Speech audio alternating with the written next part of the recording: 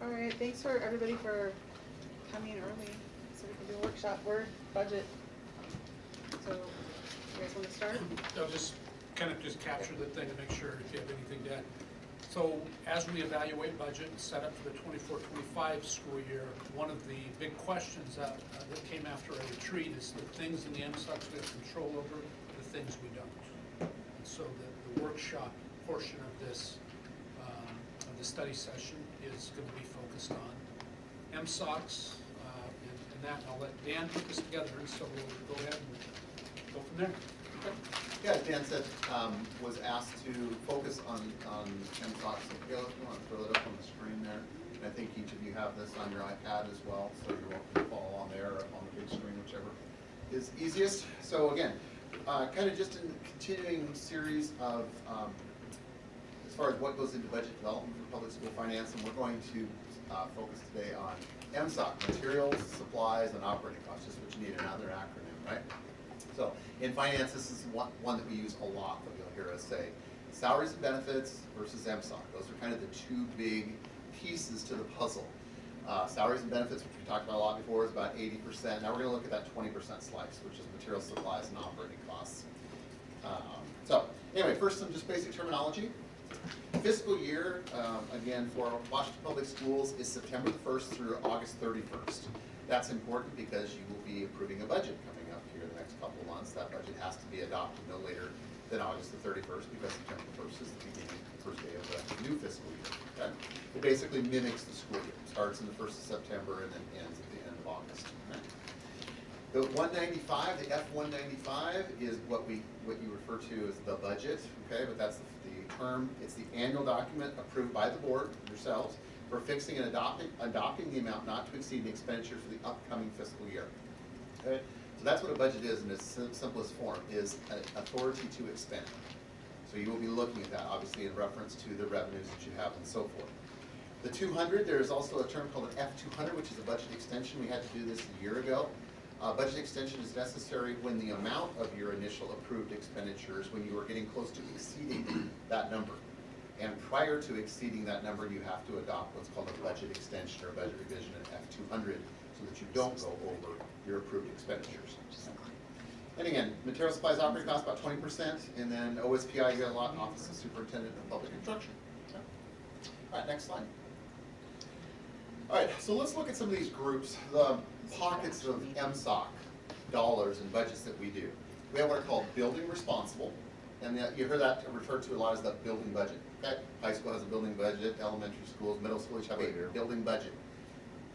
I would define that as budget capacity provided to each building for supplies and services needed to construct the educational activities for the school year.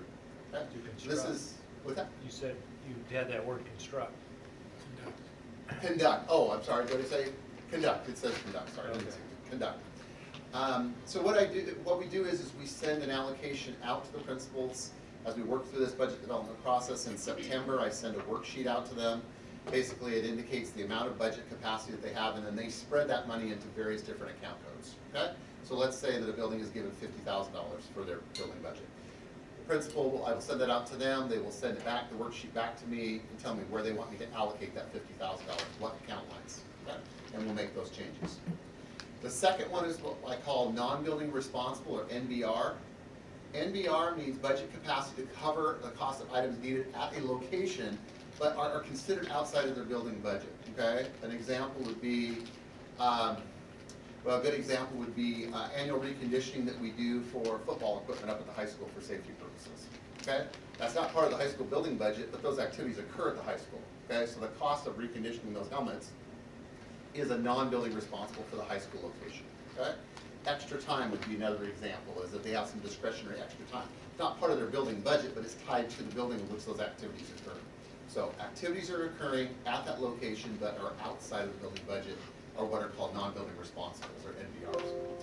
Department budgets, examples, maintenance and operations, technology, transportation, special education, CTE, et cetera, groups of similar activities that are happening at a larger scale, okay?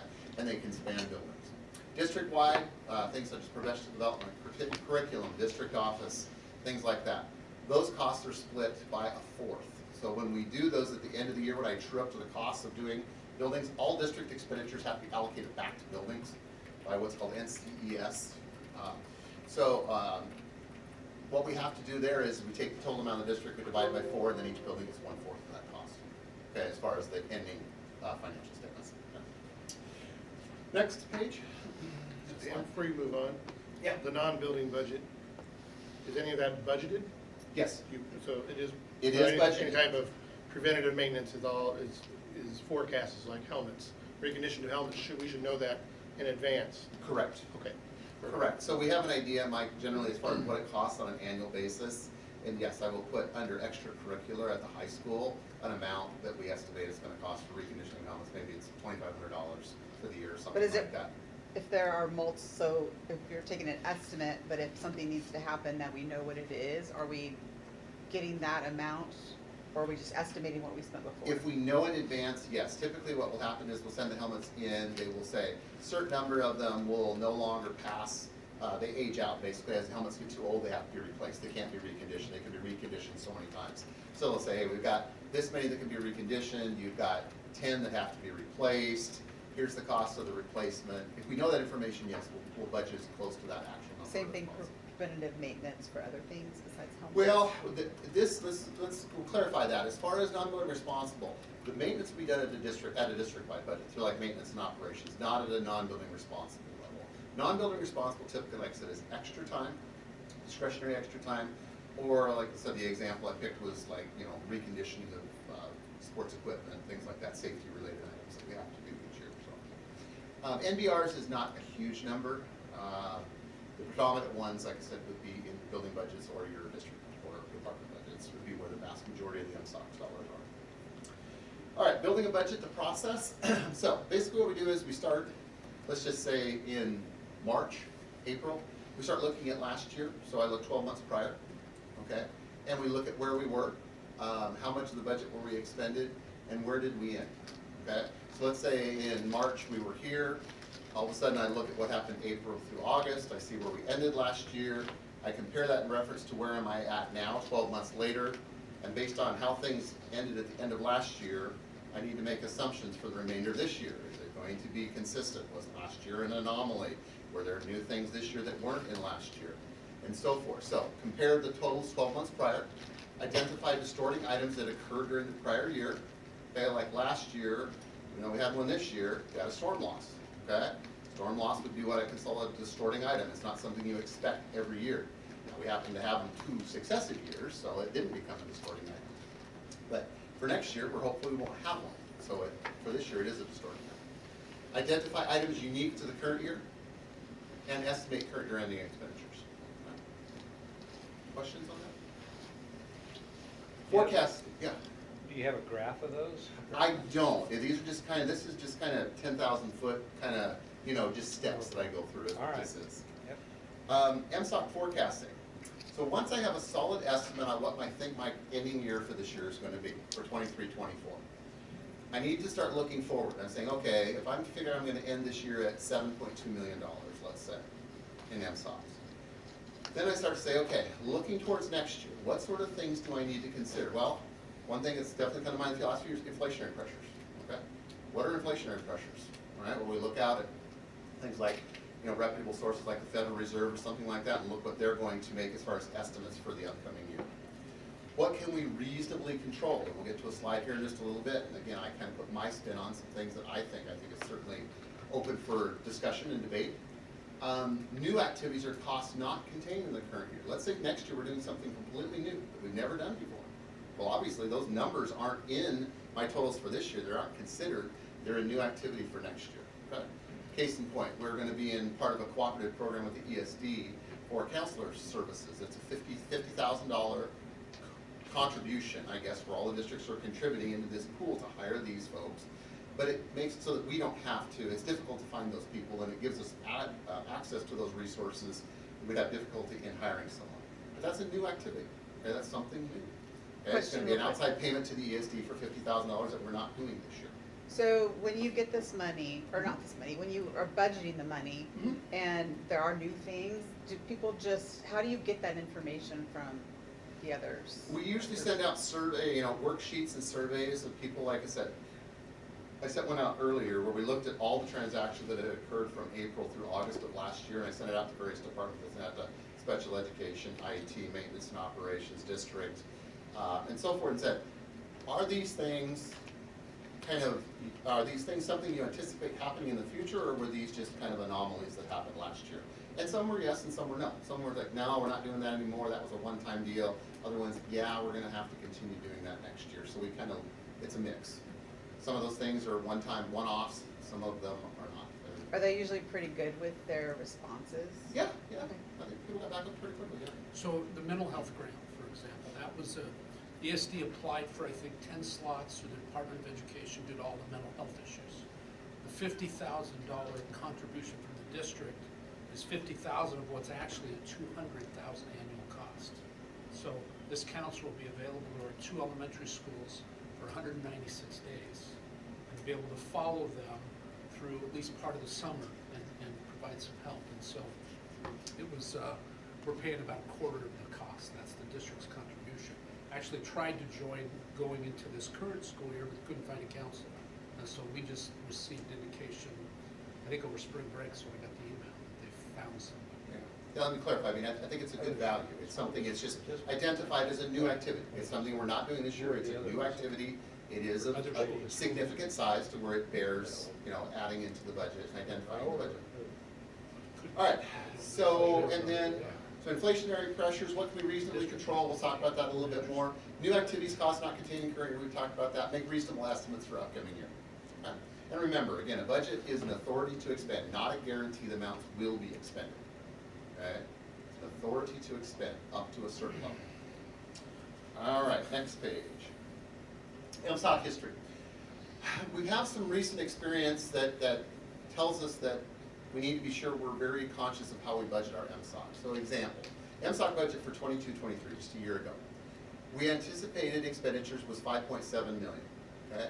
I build in what's called capacity, and we'll talk about this when we get to the RPE later, but essentially, what that is that we're saying we think we're gonna have 5.7 in expenditures, but we're gonna build a cushion in there of $1 million, okay?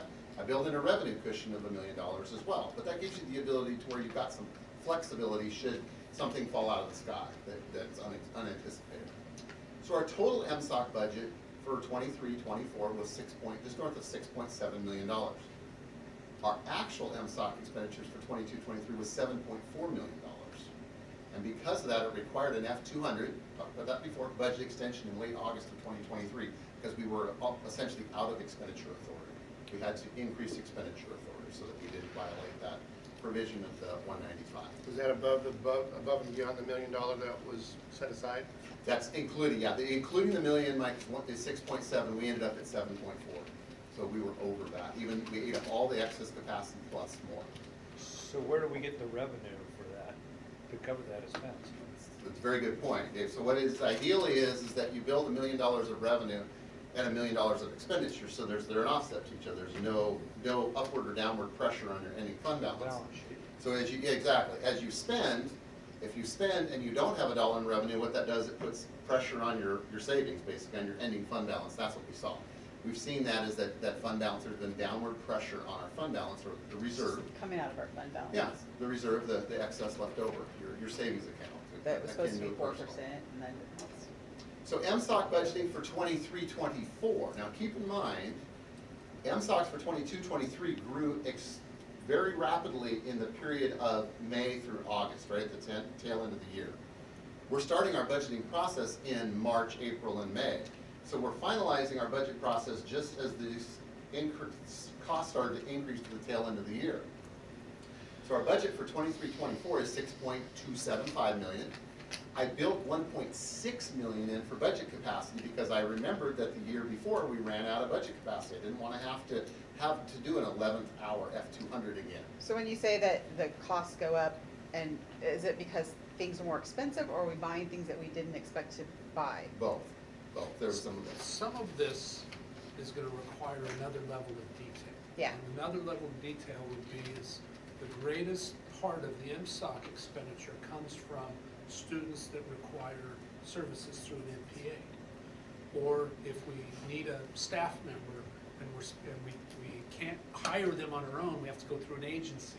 That all gets charged to this.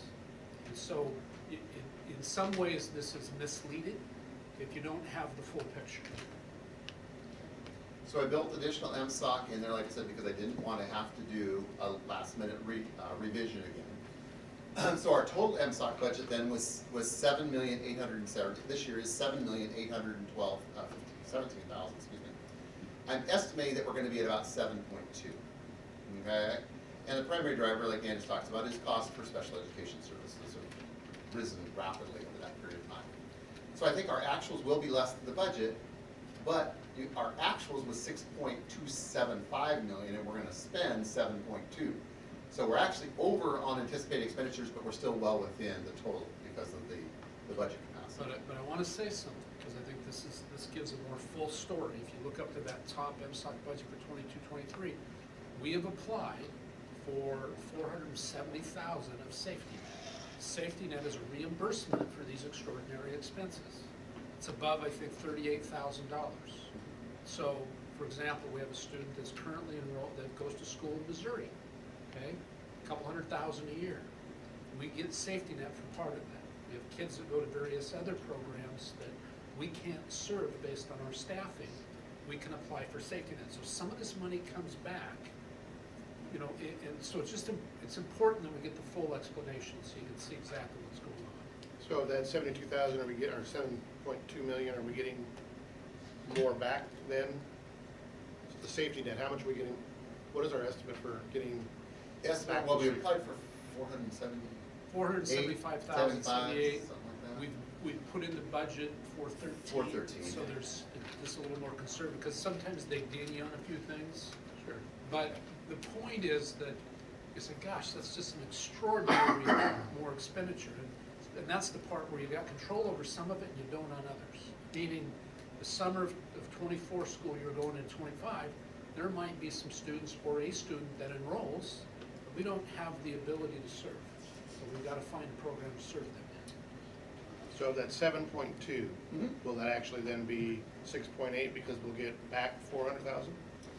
I mean, what Dan is saying is, yes, there will be, you will put some of that as a offset against expenditure. So once we get the final number, then yes, it could be less than the 7.2 million. 7.2 is the aggregate expenditures. And that's why I bring it up, because if we don't follow the full process, you only see the worst case part. And there is a mechanism to retrieve some of that money, and we fully do it. This is an example using another school district, Granite Falls, which is really close to us, $1 million.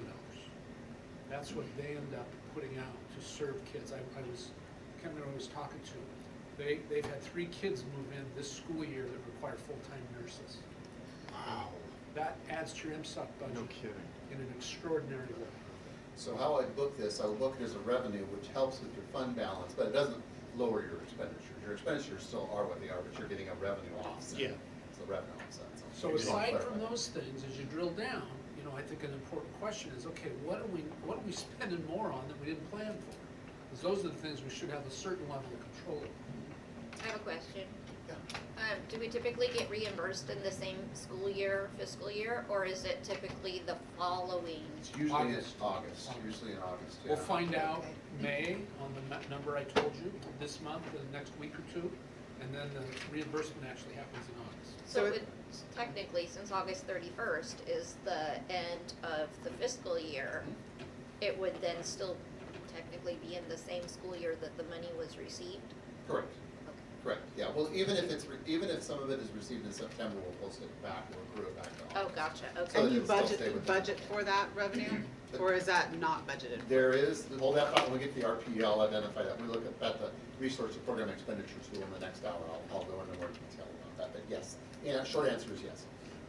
Okay, MSOC budget for 24-25. So I'm saying at this point, we're gonna end at 7.2 million. For 24-25, I've set the budget at 7.2 million. Basically just kept it flat, okay? We're gonna end 23-24 at 7.2, we're gonna budget 7.2 for the next year. We'll talk about inflation later. Right, so just hold that thought. Challenges. Setting an MSOC number too high, you might say, well, just crank the number up. That way you don't have to worry about it. Well, the problem is then it leaves less resources for other activities. You've only got so many dollars. And if you're allocating too many dollars to MSOC, that's less dollars that you have to put towards salaries and benefits. Okay? If you set the MSOC too low, it puts downward pressure on the budgeted ending fund balance, which is what we saw last year, 2022-23. Inflation, again, kind of currently estimated by the Federal Reserve at 2.2% for calendar year 25. If true, we either have to agree to make do with 2.2% less goods and services or increase the budget by 2.2%.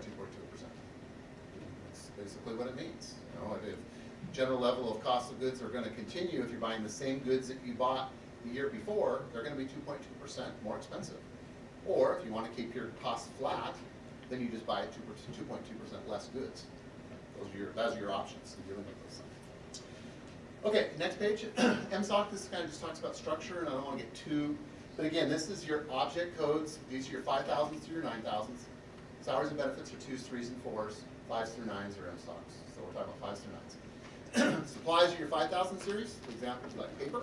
5003 is paper in our chart of accounts. Services, that's the 7,000 series. Example might be registration for a conference, would be under 7057. Travel and lodging is the 8,000 series. 8010 is travel. And capital is the 9,000 series. You might say, why isn't there a 6,000 series? I've been doing this for 15 years. They used to have one 6,000 series was for curriculum. They removed it like 18 years ago, and it's just never come back. There is no 6,000 series. So what do you do? 6,000 does not exist. So what do you do with curriculum? Curriculum goes under 5. It's 5. Curriculum goes under series 5. Yep. So you do have that for curriculum, but there is no 6,000 series. It wasn't a typo. There is no 6,000 series. All right. Next slide. Here's the structure. Not that you're going to ever have to be tested on this, but I give you these reports, and I did include a full report that has all these mind-numbing codes on them. So looks down, this tells you how the structure works. The fund is the first 2 digits, so in the case 10 is general. The next letter is an E for expense, and then the general ledger account is 530. So you can see the red. 10E530 means it's your general fund expenditure to GL 530. Okay? The next 4 digits are the program sub-programs. So in this case, 31 is for high school CTE. 01 is for STEM, so that's high school CTE STEM, is what 3101 stands for. The next 2 digits are what's called the activity. The activity in this case is 27 for teaching. Object is the next 4, which is 5001, which is supplies.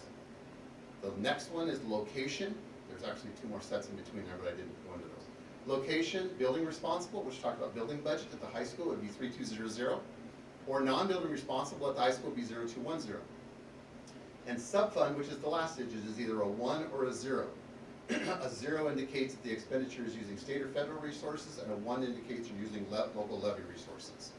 So an example, 10E530, 3101, 27, 5001, 3200, 0 is, again, general fund expenditure 530, CTE, STEM at the high school, teaching supplies that is being used for expended to state and local federal resources. Okay. I gave you a list. There is over 800 of these codes in our chart of accounts that are all broken out in this various way. So it would not be a reasonable expectation for you to know all these and know where dollars need to go in all of these things. So I didn't go down that path. We can at another time, but I chose not to tonight. But the 5,000 series, 7,000 series. I mean, are there larger buckets underneath those? Yes. You have them in budget, you know, as far as your buildings. Mm-hmm.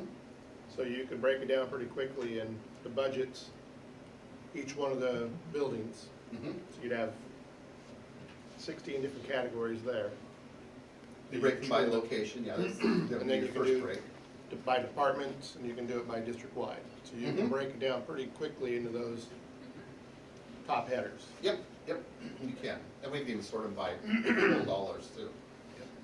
But That would be yes, helpful for us, I Okay. think, to be able to see things that maybe that stand out Mhm. instead of looking at each one individual. Yeah, this again was just a quick snapshot of when you Yeah. see these numbers, what do all these darn numbers mean? This is what all these darn numbers mean. So where does maintenance go in? Where do they fall in? Maintenance would be typically under 9700, so in this code structure would be 10E530, 9700, so 317. That's district-wide support, 970 is district-wide support. Either 63 or 64, which is, instead of 27, which would be maintenance of buildings or operation, of I think 63 is 60 grounds and 64 No, is so maintenance. 62 is grounds. 62, 63, and 64. Anyway, I think it's 63 or 64. Okay. And then it would either be object 5 or object 7 is where those would go. And it would typically be under either at the building location or it could be under district-wide. Just depends on how much it, yeah, Mary Ann, like I said, it may be 62 is custodian, isn't it? 63 is grounds, 64 is maintenance? 62 is ground, 63 I think is operation, and 64 is maintenance. We don't need to know that. Anyway. Okay, next page, or next slide. Current public school reality, living with less, 6 districts, again, just the background, 6 districts are currently in binding conditions with OSPI. Binding conditions basically means OSPI has stepped in and taken some of that local control from local governance away, and they're basically kind of overseeing your finances. Means that they didn't develop a budget with a positive ending fund. Correct. Can't do it. They That's can't binding go condition. together, correct. Was it the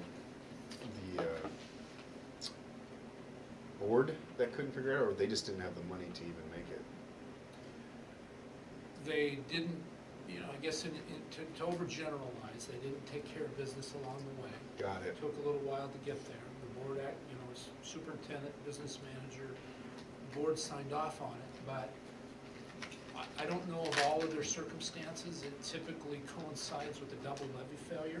It's probably a little bit of like both, Both. like And, everything. Having too much capital committed to paying people, that's the biggest expenses, Ouch. and not, just not managing it well. Well, I've been saving articles around the country that talk about this, and what I've seen a lot is with the federal COVID dollars and stuff, when those stop, then you have all these people you hired because of, you had this extra money from COVID, and then COVID's gone, And I and the guess money's if we gone. did, positive, we didn't have a lot of that in people. We had some, but we utilized it. There was an 80-20 rule. 20% had to be spent on curriculum that met students' needs, and we surpassed that purposely, because it's not an ongoing expense, other than the training. Yeah. And if you've spent a lot of time here, purchasing curriculum is not cheap. It's hard to do. And I remember one of the things Mike said when he came on the board, because we had gone, through the lean years of losing 50 kids a year, we didn't buy curriculum for years. And that's not where we want to make our cuts. Second one, I will say this slide was put together before the news came out that Seattle School District wants to close 25% of their elementary schools. Okay, so it reinforces this is a system issue, not a Sultan issue. I've used that phrase before. My point being is that we're having discussions that are going on in boardrooms all across the state. This is not something isolated to us. We didn't do something wrong, okay? That there are constraints like Gigi talked about. It's a variety of things. In many districts, it's declining enrollment. It's sunsetting of one-time federal dollars. The combination of those things has created this environment that we find ourselves in. So again, diminishing resources, increasing needs. We have a few external things. We're going to have a renewal of our food service management contract this next year, the ESD counselor program, which we just talked about. CTE needs will put new and increased pressures on overall MSOC expenditures for 24-25. Next. All right, so finally getting around to what you asked for in the first place. So I kind of had to set the table a little bit. Levels of discretionary control. These are my input. We can argue about it or debate this and so forth. But what I would consider an example of low, something you have very little control over, indebtedness. Okay? You've got payments that come up, you have to make them. You can't just arbitrarily pay less. Okay? Insurance premiums, we just got our insurance premium renewal. It came in lower than expected. Yeah. It was nice. There is one caveat though. I thought that for the upcoming year that we would get hit because of the large storm loss that happened in January of this year. I was informed last week when I reached out to them for the numbers, they said, no, that will be postponed until 25-26. So It's still coming. it's still coming, it's just we got a 1-year reprieve. So I'm glad to say that the estimate is less than I anticipated, but it doesn't yet include that hit for the storm loss. And lease contractual equipment, which is kind of the same as indebtedness. I think we're getting something to happen on that. So those are low. Medium would be things like utilities, fuel, repairs and maintenance, paper. I just grabbed some, or you can use less of some of those things. You can make conscious decisions to turn down thermostats and, like Kayla did, print on both sides of the piece of paper or not print the piece of paper or whatever. And then higher, examples would be like curriculum adoption, replenishments, like Office 5003, professional memberships and registrations, travel, equipment replacement, additional projects, additional equipment, and so forth. And those are the various object codes. Okay, next one. Do we pay for cell phones? We do. Can we scrutinize which ones, who need them? But let me clarify, are they school-owned, or clarify what you mean? I think Are we there's, paying bills for cell phones that, people that may not need them? The way that it works is that there are certain staff that get a monthly cell phone stipend that is paid, but I don't think we have any district-owned, maybe we do. No, just all reimbursement for cell phone, have we looked at that to see the right people have the right? There's not a bunch of people Or that how have cell many phones that people? don't need them. No, I don't believe that that's an issue, but Who needs I mean, we all have cell phone plans and you don't get charged by the minute, so why are we reimbursing people anyway? Agreed. We still have a custodial cell phone that stays on site at each of the there buildings, might be correct? some shared ones, yeah. Again, I don't we'll wanna find out the exact number. I don't think it's answer absolutely. anything extraordinary at all. It's a handful. Well, that's what I was gonna, with the stuff that you have as high, like, say, travel, like, how much do we spend on travel? I mean, is it a big enough category, a big enough amount that we can make any kind of a dent in it anyway? Right. So knowing how much the stuff we spend on it Mhm. is important. It is gonna vary some from year to year in some of these, but like I said, what we're trying to do is look at things that you can't, I think there are two questions, Gigi. Is the amount that's there material to the overall effect? I approach it from a standpoint of what do you have Yeah. control over, you know, but I think those are two different questions. I'm You could have a looking high at degree of this- control, but the amount could be very not. And the only reason I'm bringing it up, when I started doing a lot of budget crunching and scrutinizing, it's the dimes that will add up to dollars eventually. Mhm. If you start looking at, you have here, professional memberships. Not saying that they should discontinue, but, are there magazines that we're buying, or there books that we're buying that are outdated? Because a lot of times, until you start looking and scrubbing some of those, you may not know. Not saying that you haven't, but, if it's $1,000 a month we're spending on cell phones and we reduced it, by half, it's $6,000 annually. It's a couple Nothing to field sneeze trips. at. That's more paper for teachers, or that's a field trip, or that's, it's Right. sports equipment, whatever it may be.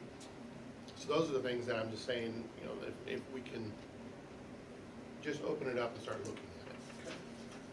Did you have something, Dave? Well, when I look at this slide, these are just examples, right? There's probably- Correct. These For are each just one of examples. these three categories, there's gonna be 50 items, I would guess.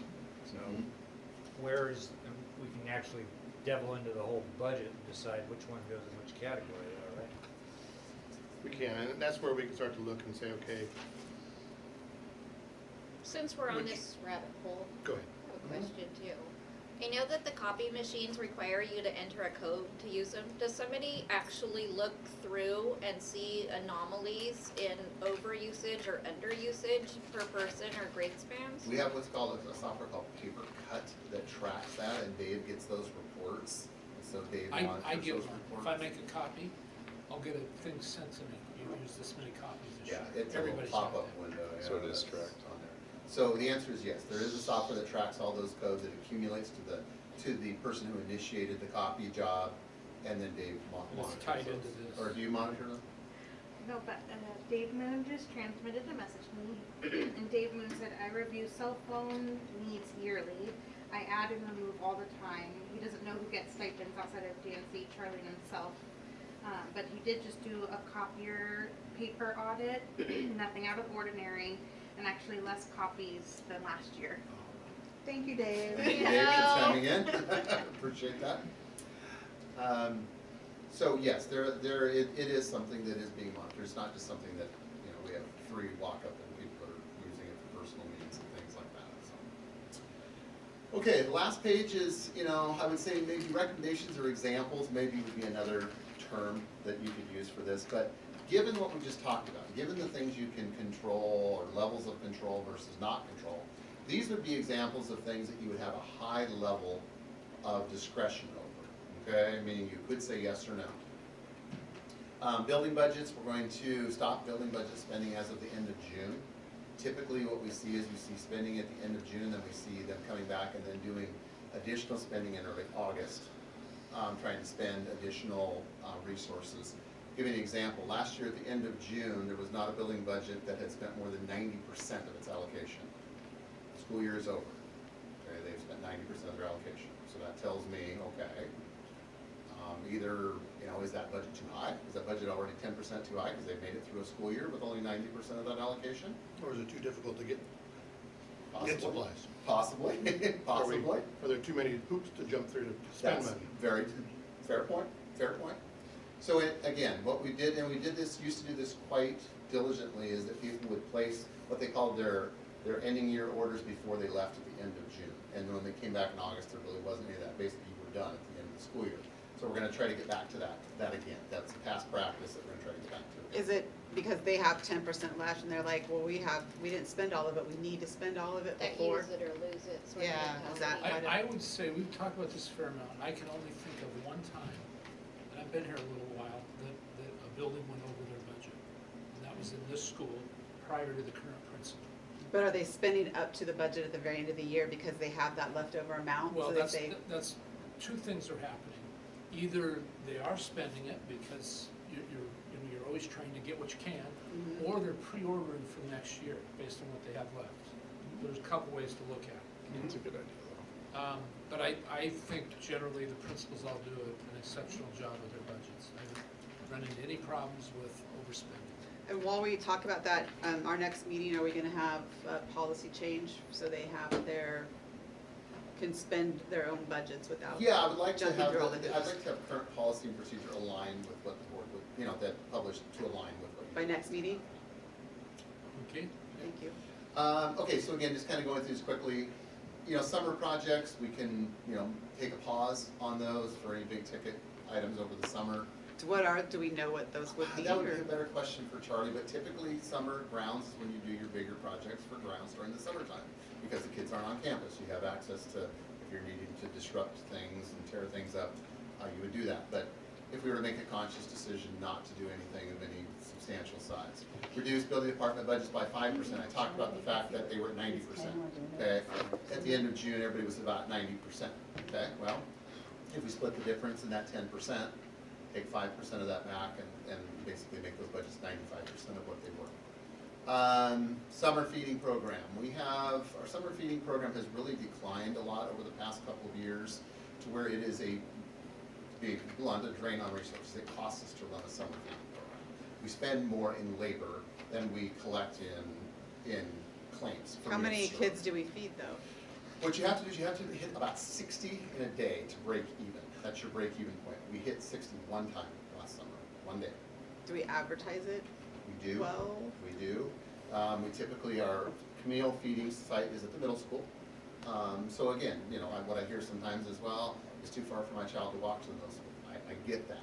I understand what they're saying there. But that historically, because of its fairly central access point, has been our point of entry for community service. But yeah, 60 is our break even. We only hit 60 one time. What's the average? Average would be probably closer to about 35 to 40. What's the loss? I would say in excess of $10,000. For the whole So, summer? For the whole summer, for the whole program, yeah.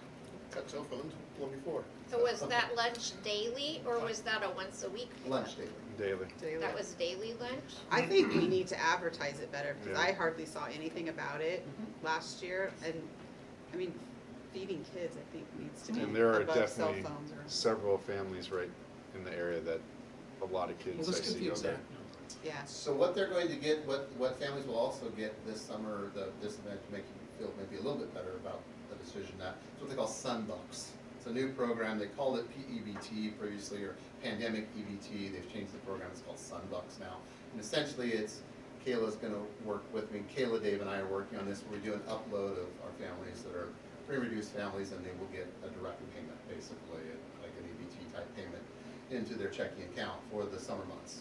with the idea is that there is not daily, you know, in many instances, not daily feeding available to replace that lack of meals that they're getting at school. Well, that's if it's actually spent. Did we need to stop at 5:45 or 5:50? But let's see the I'm clock. just We checking. can go, yeah, we can go to 'Cause I know we want- 5:55 if you Okay, want. I'm A little break in pretty much between done. would be nice. Activity buses, another thing for next year, look at activity buses, field trips, extra sports tournaments, conferences, meetings. These, again, these are just examples of things that we have high level of discretion over.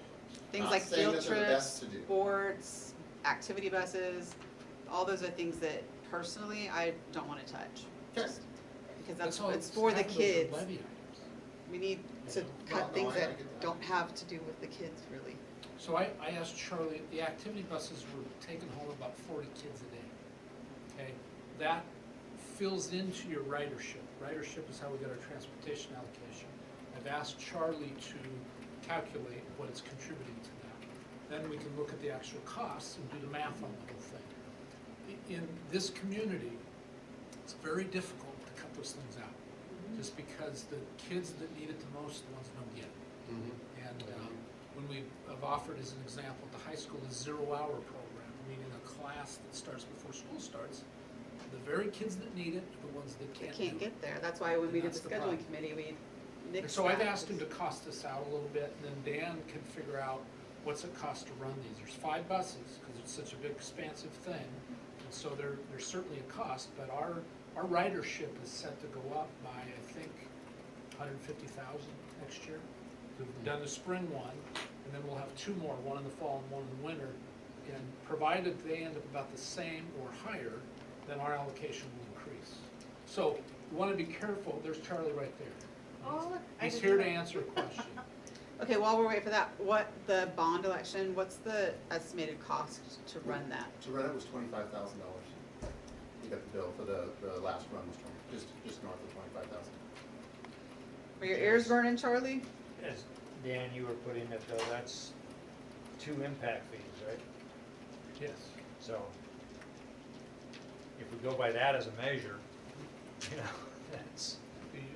I mean, there's different ways of looking at it, so. Well, the general fund pays for the election, the cost of the election is paid for by general fund, not capital projects. So, while Dan is correct, it's 2 different funds, one that's the receiving fund and one that's paying the bill. Got it. All right, that's what I had, But sorry. I'm I not sure that we've pushed the envelope on that one. Took a I think little we longer. should. Questions?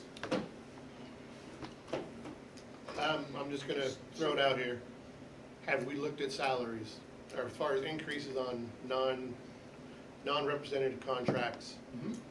So what is the total cost for 2024, Mhm. 2025? Mm-hmm. You know, because one of the very first things that I always recommend, you know, anybody that's a director and above, Mhm. your salaries are locked. They're Mhm. frozen. No bonuses, no anything else.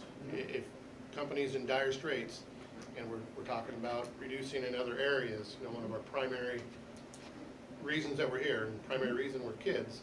So have we looked at that?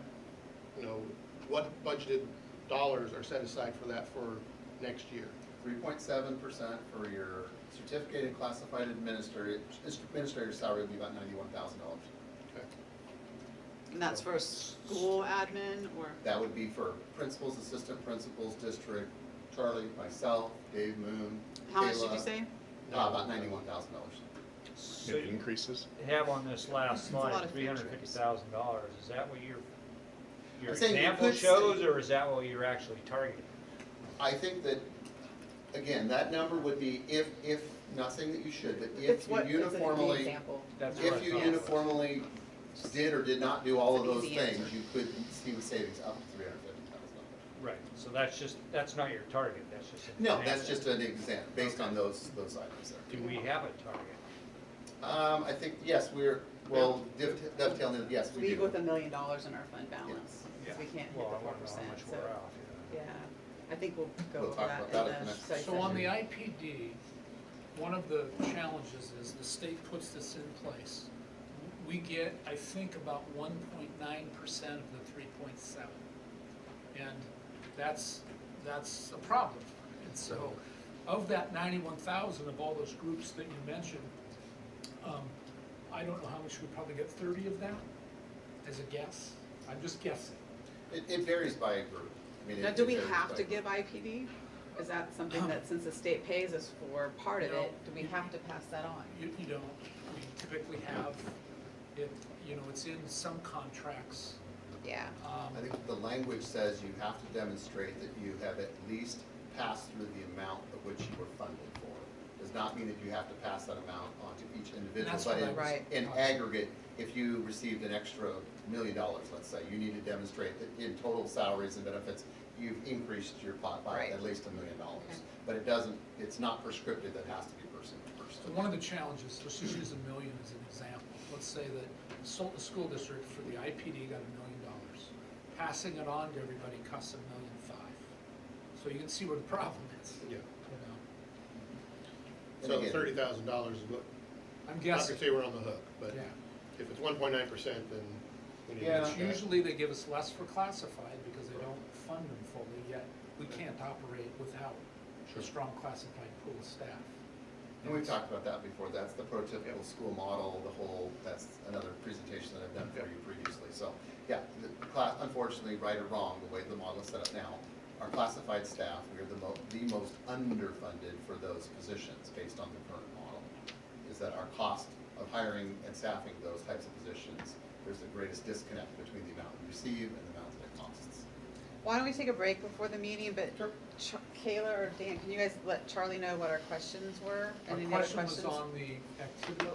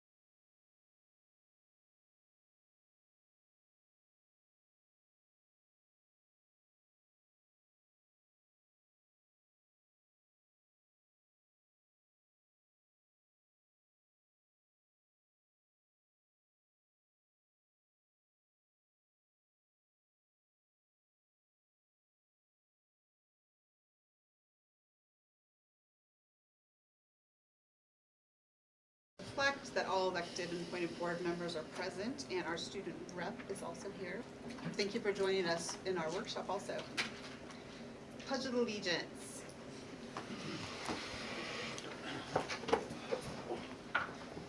I pledge allegiance to the flag of the United States of America and to the republic for which it stands, one nation, under God, indivisible, with liberty and justice for all.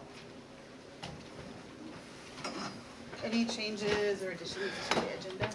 The only thing we might have to the end is we've got a budget meeting at 1 PM on Wednesday, and we've talked a little bit about consolidating that on some of these specific issues with Mike and Gigi, myself and Dan. And so if we want to add that, you know, our typical Wednesday 1 PM meeting, we just, you know, agreed to dig a little deeper on some of these issues that are hard to really get to the depth we need to in the middle of a meeting. I don't think we need to vote, I don't think we need to necessarily add it to the agenda, we can just discuss. Yep. Okay. We had no questions that needed answered from last week's public comment. And we have no, Whitney, you sure you don't want to comment? You're the only one here. All right, so no public comment Weird. tonight. Well, I did post that this was a budget meeting, so that probably kept people away. Who Boring. knows? Yeah. Cameron, student voice. Perfect. Okay, I have a lot to say. Good. It's been a while. I have a lot. Okay, so I'll start with sports and then move on to clubs, ASB, and then other things. So, start off. Softball had their senior night on Wednesday against South Woodby and won 9-7, which is great for them. You know, it's important to win on your senior night. And then baseball had a playoff game last Wednesday, so not last week, but the week before that against Blaine, and sadly that's where they finished their season. But it's great to see them actually have a playoff game because we haven't had one in years. So Nice. that was a good accomplishment there, pushing that. And then soccer had a game, again, not this last week, but the week previous to that, against Northwest and won 8-1. But then had a playoff game this last Friday and then against Overlake, and that's where they finished their season this year. And then some fun facts with track. We had a couple athletes qualify for by districts. So that's great for track and field there. So is cheer active for each of those games, Cheer? the cheer club? No. That's basically their off season. Okay. So they only do fall and winter for cheer. But they They were volunteering. They and stuff. volunteer and Yeah. do stuff, like for, Okay. with concessions and all Mhm. kinds of stuff, so. So they were present, Yeah, but they weren't like They doing weren't cheer. doing Yeah. the cheer. Yeah, yeah, yeah. Okay. They Gotcha. volunteer for a lot of stuff. And then for club, okay, now I'm gonna move on to clubs. For clubs, FFA had their, kind of finished up their plant cell, May 10th, and according to the advisor and students, that went pretty well, so that was good to hear there. And then our band, this last Saturday went to, Leavenworth for Apple Blossom and did really well there. They got like, they don't go by like first, second, they go by like excellent and amazing, all those different things, and they got excellence, which is a really big deal there. Nice. So, proud of our band there. ASB, so for ASB, our elections are coming up, so basically kind of moving in new positions for students up in the high school. And then for Turk of the Month for Sultan, for April, was Emma Nelson, so big congratulations to her. And then so our others, so on April 27th, the high school had prom, and that was a pretty big success.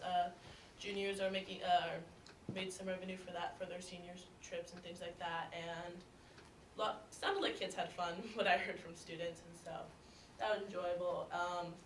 And then last Friday, we had our SBAC testing, and when talking with students, they really enjoyed it. They enjoyed how things were ran, and so heard from also teachers too that it went pretty well. So I'm happy with hearing about that, and then we'll have our next testing day this upcoming Friday. Yeah, that's my spiel. Thank you, appreciate that. Board comments. Mike, do you have anything to say? Nothing this time. Marianne? No pancake breakfast for the senior center. June 1st is going to be a VOA community picnic at the VOA campus. And so they're really encouraging people to come to that instead. So no pancake breakfast. And the police versus fire department It's 19. softball game is coming up on the 19th. And I will not be at graduation. I don't know who all will be attending, but we're doing the Sandcastle Festival in Cannon Beach, Oregon. Oh, fun. Yeah, we've booked a vacation house, so I'll be out of town for a few days.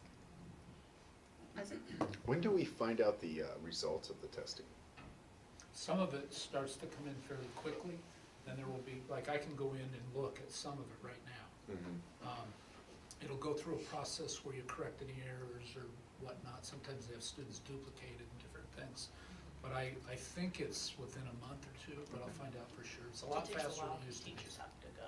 Right. Because there's people that actually get paid to certainly like grade these specifically, so it takes a good minute for them to grade and then get back to us. Cool. Anything?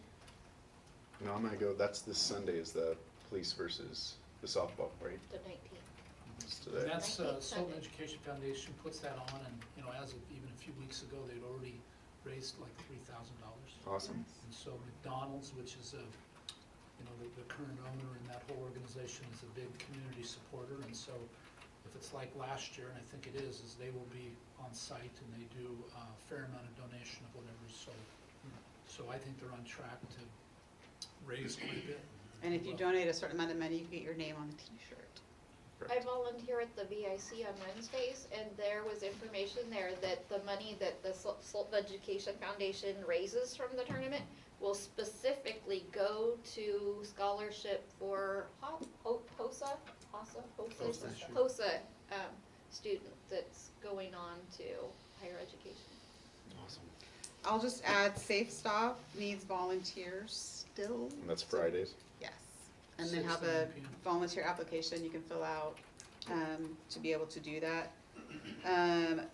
Charlie was at the baseball's golf tournament, and I won't go into too much detail, but you won, what did you win? First prize, we won, we get a dinner at the Oh, that's coach's right. house. Dinner And at then Steve's. I also won the 50-50 raffle and donated it all And then he back. donated it back, so. which Awesome, man. I won the year before and did the same thing, so it's kind of so it's a golf tournament that, and you donated money, right? He was a sponsor. I saw Sponsor your- of a saw whole- your banner out there. Yeah, Oh, you God. sponsored a hole. I owe Steve, I owe you 500. It's 1,000 now. It's 1,000 now?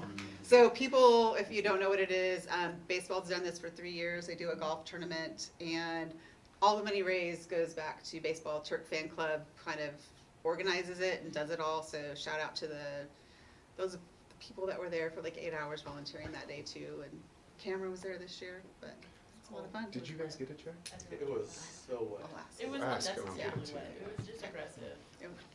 All right, Dave.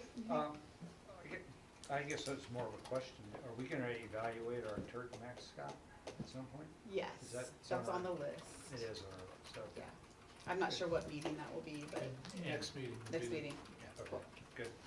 All right. All right, that's it. So budget development update. Do we want to continue? Kind of, was there stuff that we didn't finish, correct? There's one new sheet that's up there. Because we can do that. Whatever we didn't like get to in our workshop, we can continue that. Let's see, we got 3 of these. So we've continued the process of meeting. We meet, like Dan mentioned, we meet on Wednesdays, go through things. As we get more clarity, we make adjustments to our salary and benefit matrix and also our material supplies and operating costs. And what you see here is as of earlier today. It is the most current. Is this what was in the workshop? Was this added to our workshop PDF? Or?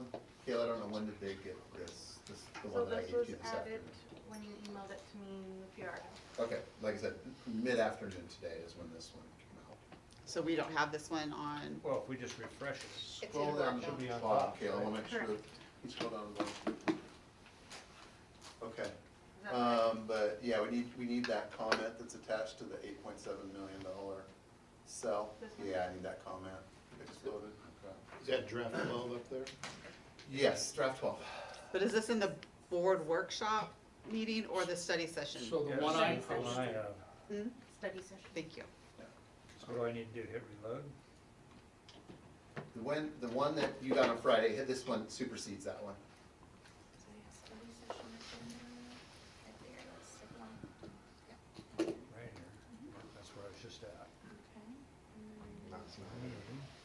Budget development and updates. That's the one I'm last on. one. Is that it? Yeah. This is the draft. Yes, that's the Right, okay. Okay. So what we've done is that, let's kind of walk you through, I'm not sure I've actually walked you through this one before, but anyway, column B, if you scroll to the top, Kayla, column B, which are estimates as far as our revenues. Those are our various revenues in green there on the left-hand side. Okay, the column in column D and column E, D is your salaries and benefits by area. E is your materials, supplies, and operating costs by area.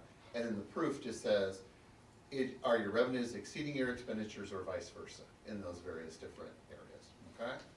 So as we go through here, like for the first part, you can say, the first section, you have $21,742,438 in salaries and benefits, which would be in basic education and district-wide support.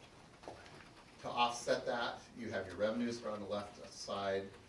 You have material supplies and operating costs of $3.845 million, and it puts you as a negative $302,156 for that subsection, okay? So you do that for each of these sections as you go through. Some of them you want the proof to be zero. Zero means if there is such as a grant to where you don't get, you have to spend $1 to receive $1, we'll budget the amount of revenues equal to the amount of the expenditures. So you can see the proof column would be 0 in those columns. So some programs you make money, some programs you lose money, and so forth. So the traditional ones where we are in a deficit, like I said, would be at the top, which is the negative 302. Special education, you're at negative 54,000 in special education. Kayla, if you scroll down a little bit further, you're at negative 217 in transportation, and you're at negative 348. I don't see. Number seems I high don't there. think we're on the right one. I'll take a look at that. That's food service, that seems high, but. So what we do is we take and look at all of our revenues, all of our expenditures, and we put this into this summary down here at the bottom. You have to Second do a one? It's refresh. like the last one. You have to do a refresh. Okay. So, yeah, there's 3 on our thing, Oh, so okay. we clicked on the first Got it, one, not the okay. third one. So the expenditure summary, it just says you're gonna have $32,333,000 in salaries and benefits, just north of $8.7 million in material supplies, operating costs and capacity. Your indebtedness is $97,480, which means your total estimated expenditures is $41,131,260. That compares to your revenues above in the green of $41,733,536. So Kayla, if you scroll down just a little bit. So it basically says your revenues are going to exceed your expenditures by $602,000 for next year, $602,276. So how we figure your ending fund balance is we say, okay, well, what are we going to end this year at? We're saying at this point 580. We are going to make 602,000 next year, which would get you to your ending balance as of August 31st of 2025 of 1.182 million. If your target is 1 million, that means you were $182,276 above that target. Okay, so you then have those resources, that excess resource, the 182. Thank you. Explode that to put towards some of the in the 8.7 million. And some of this we've talked about already. So what is currently not in that 8.7 million? These are just some ideas for thought and discussion. Anticipated increase in insurance premiums, the first asterisk there. We finally got the notification today. Like I said, it came in at $91,000. Originally, we had estimated 175. It came in at 91. So that number has been updated. Increase. Hold on, so that's the increase or that's the amount? That's the increase. Is 91,000? Our annual insurance cost for the district is just short of $600,000 a year. So it's increasing 91,000 over the previous It's year? going from 502 to 593 next year. So yeah, it's just short of $600,000. So that's gonna go up by 91,000, so that's an increase for next year. Remember, we talked about new things for next year, that's a new cost, it's an additional identified cost. Utilities, Charlie moved, Transportation Co-op moved from a small, older building to a much larger building that is, heat, cool, turn electricity on and so forth. So there will be an increase in utilities, we're saying about $18,000. Okay. Overall inflation, we've talked about this before, 2.2%. The number in there is currently 80, that is 1.1%, not 2.2%, so that's half of the 2.2.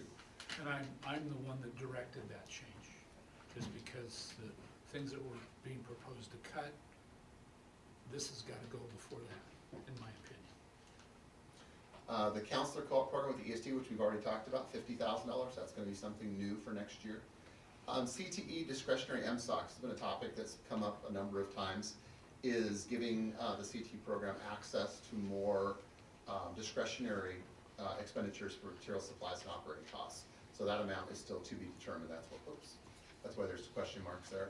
And then the last one, oh, the grand total of those is $239,000. Okay, so 239 is out here on the right of things that really we need to consider but haven't been formally rolled into that budget yet.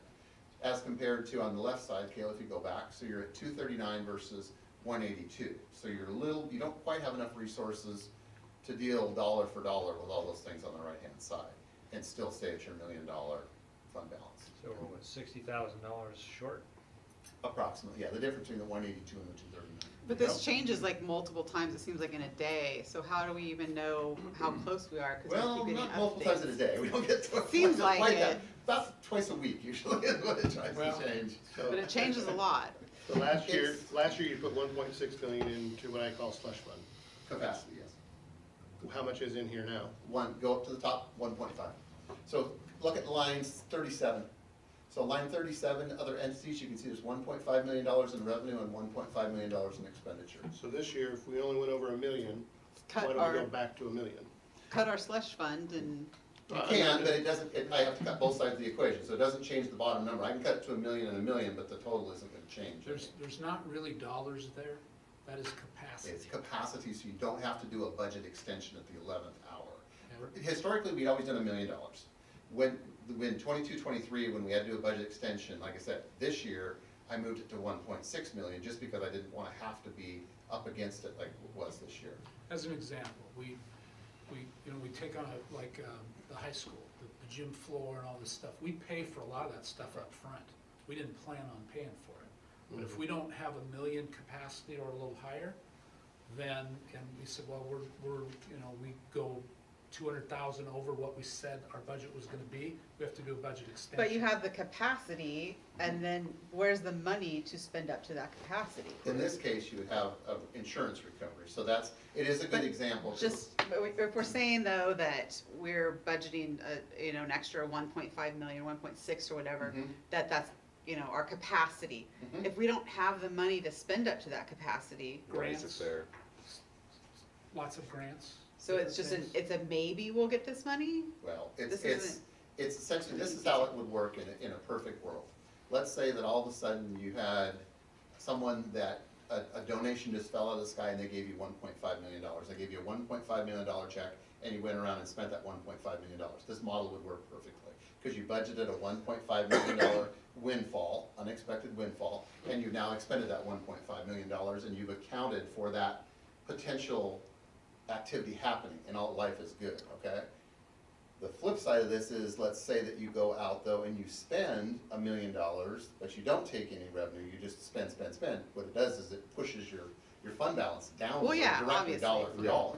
So, So the It's money a- that it's we a went more of over a- last year, we also got revenue for that. yes, as far as the insurance part of it, yes. So Dan's right. So far this year, between what is put in the system for the floor, plus what we paid for the abatement, or not abatement, but the initial response, emergency response, we're looking at about $420,000 We so didn't- far. We So- didn't have that budgeted for, Correct. because we didn't know it was gonna But happen. that's gonna come out of the 1.6. Probably by the time we're done, all said and done, we'll be at probably 500,000, probably is what this whole thing will be. On a smaller level, there's several grants that we've applied for and received. The high school received 25,000. I've been directly involved in probably 80,000 through a foundry, or what's called Foundry 10.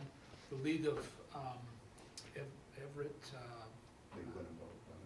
no, they called us up and said, the League of Snohomish County Women wanted to donate 30,000 in supplies to the school district. We had no way of knowing. That in and of itself is awesome and really appreciated. It wouldn't impact our budget, but when you put it all together, you have to be prepared, because there might be a grant that fit in with what we were doing for $250,000 and we would apply for it. And so you've got to do it on both sides, but there's typically not money in there It's just capacity to take in additional revenue and make additional expenditures. Real quick on the grants though, the principal of the high school brought this up at our retreat. That 25 grand she got, it feels like it's being pushed into the general fund, but she doesn't get to touch it like Well, she that's- wants. That's just, I don't, Is that, Which one is? she got the $25,000 grant. Sarita. Applied for it, yeah. Yeah, but if it's being, we're putting it, so it's being put into the general fund as, well, we can't do that. Number one, we Right. can't do that. okay, A grant has specific things on it. So got it. I'm just not sure. I'm just confused on, it's being grouped into the total budget, but it's not. She had brought up she hadn't gotten full access to it. I didn't know if it's being I put don't into know. the giant fund or, Okay, so I need more details of what the grant is. she's maybe I'm just referring to. confused about that. Okay. Well, we can show you, we just got a report, I think it was last Thursday, where it shows all the grants we've got Yep. going, what's at risk and where we're at. I just don't, we can't just take a grant and stick it in the general fund. Got it, but Just with the can't do it. budget though, cause you're saying the 1.5, all the grants overcome it. That's where. Well, we're trying to build capacity, because let's say we have a $41 million budget. Let's say that's what gonna be our expenditure plan. And we budgeted for $41,100,000. That gives us no capacity for any grants, except small ones. Or if there was some kind of a weather phenomenon that happened and we lost a roof or whatever, we would far exceed the $41,100,000. And we would have to do a budget extension, which is to go through a process where the board gave us authority to expend that money. We're doing this up front. We may not reach that total. Got it. You know, but it gives us the capacity up front. To me, it's not, doing a budget extension is not a big deal in my book. You know, it's more of an accounting thing that Dan prefers to do. And neither Well, here nor there. we're required to do it before we exceed authorities. Anyway, it is purely, like I said, because line 37, you can see, the revenues are equal to expenditure, it is building capacity. If you receive $1 and spend $1, the net effect is zero to the bottom line. If you spend $1 but don't receive $1, it's dollar for dollar downward pressure on because you're spending money you never got, basically. Example would be, like I said, if we were gonna have $500,000 in storm damage, we're gonna receive $500,000 in proceeds, so the net effect is zero. But we need that capacity to spend that extra $500,000 of expenditures, even though we got reimbursed for it. Above the normal budget. Yeah, it's an extraordinary item. Budget number, isn't it? That's all it is. That's all it it is. It's an That's- extraordinary, it's an allowance for So- extraordinary items. It's way. Does anyone else have any questions or comments on that particular thing? Okay, we can move on. And this is school finance budgeting 101. Every district does this in the state, I guarantee you. Put capacity into your budgets. I wanna make a point, cause this relates to our workshop we just did. Can you go up, well, you can see it right there. Look at the percentage breakdown, the light blue, the baby blue is staff, and then the MSOC is the 21.2. There's districts right now that are having financial problem, and they might be at 85, 86% on their staffing.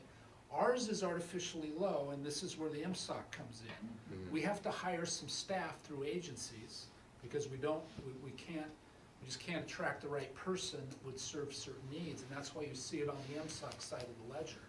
But it sort of artificially throws things out of whack. Because one of the first things that he said, which is true, is you typically try not to go over 80%. But, you know, those that got in trouble with the COVID time with ESSER money, they had their staffing levels up to 85, 86%. And we didn't do that. Our staffing levels, we kept them, we did hire some extra staff, but it wasn't such a heavy lift that we couldn't get out of it. I've seen some areas that like 20% of their staff they've had to let go, not our state, but it's And crazy. OSPI, in their credit, OSPI was very clear, they were very clear when those monies came in, don't hire a bunch of extra staff, because this money will go away at some point. They cautioned this, and some districts heeded that warning, and some districts did not. So, but Dan is correct, is that the cost, two things, that the need to hire more outside or seek more outside services, and the general cost of goods and services have caused that MSOC slice to get larger relative to the salaries and benefits slice of the puzzle, okay? Now, will there be any spillover from 2023, 2024 budget? So we're getting the safety net dollars. Will there be any funds that will roll? So- It'll go into our Fund balance? fund balance, but So scroll down, Kayla, just a little bit. So the 580,000, Mike, that I'm showing under fund summary there, that includes the safety net recovery as well. okay. So safety net, that's all resources. End of August, once we true up the books, there should be approximately $600,000 in ending fund balance. So that, what ends on August 31st becomes your beginning balance on September the 1st. Okay. So that 580 includes plus that the 602. results from operations, which is the 602, would get you to a 1.182. Mhm. And if our, in our interim target is 1, that puts us 182,000 north of that number. Okay. But again, we've got about 239,000 that's over on that right side. And then we also have ongoing bargaining also too, with our PSE group is ongoing right now, so. So if I look at something like 26, 27, 28, those lines, it says, like Perkins, Title I Oh, yeah, disadvantage and stuff like that, and you got award amounts. Those are actual grant awards. That is for the each amount. one of those specific items, correct? Each one of those specific, but again, program, sub-program, yes. So Perkins, which is program 38, we will schedule to receive $22,700 next year. Okay, so I'm is bas- the yellow column, the MSOCs, because you got two columns there, you got salaries and benefits, then you got MSOCs, so Mhm. you're splitting that award into those two, right? We don't have any Perkins, we don't code any salaries to Perkins. Perkins is just purely for material supplies and operating costs. So you can see there's a 0 in the Okay. light blue column, and the full 22,700 is in the MSOC column. Okay. And again, because those are reimbursement only, that's why we budget, the amount of revenue has to be equal to the amount of expenditure. Because you guys gotta spend $1 to get $1, so we need to make them equal. Revenue is equal to expenditures. So I'm assuming that we will expend all that 22.7, and we will collect it all back, so it'll be a net, it'll net wash itself out. So any of those that are grants, you will see I budget equal, 6138, 6151, 6152, 6164, those are all grants. So revenues are equal to expenditures where the proof column in F is 0.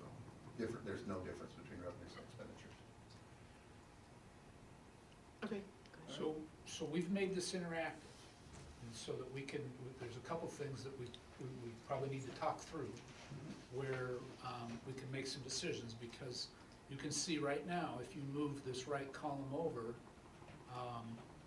239,000 that's still sitting over here, takes you below this 1 million target, okay?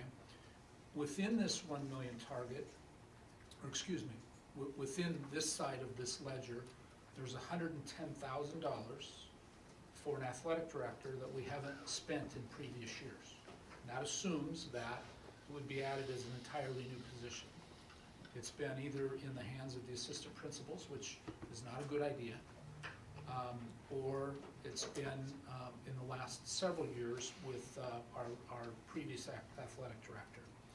And so the position is open right now. There's 2 inside people that have applied, and I think 16 outside.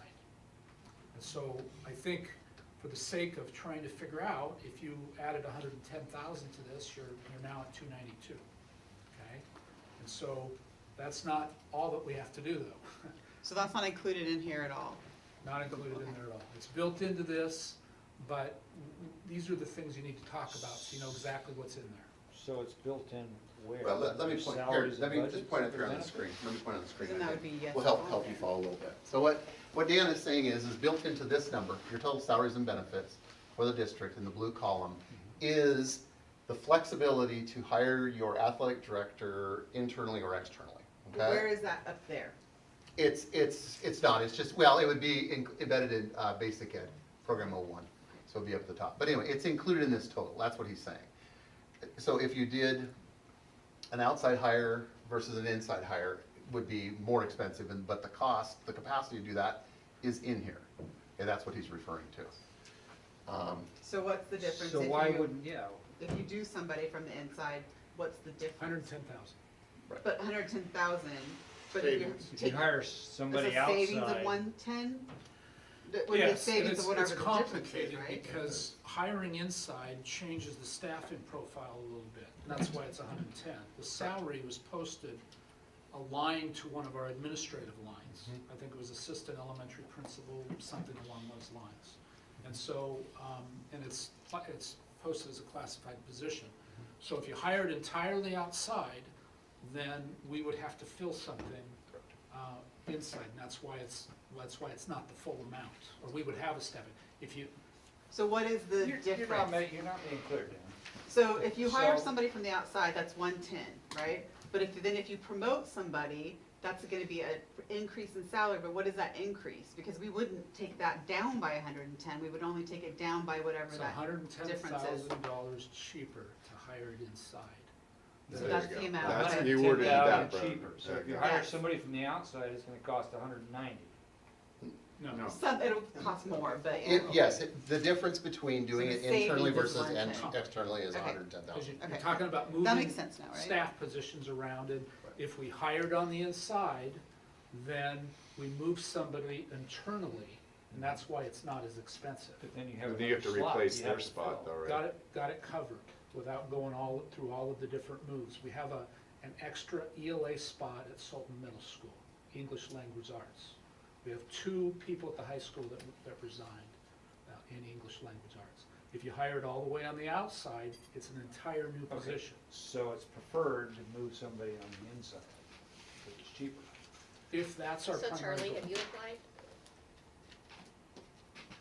What's the But- question? To be the athletic director. So anyway, so that's what, so Kayla, if you wanna scroll down a little bit, so that's what Dan is referring to is, gives you, embedded in here, because hiring an external candidate would be more expensive, this gives you capacity to do that should you choose to pick someone from the So outside. if we do someone Okay. from the inside, we would take $110,000. That's what he's off of saying that, is you would yes. take this, so scroll down all the way, Kayla.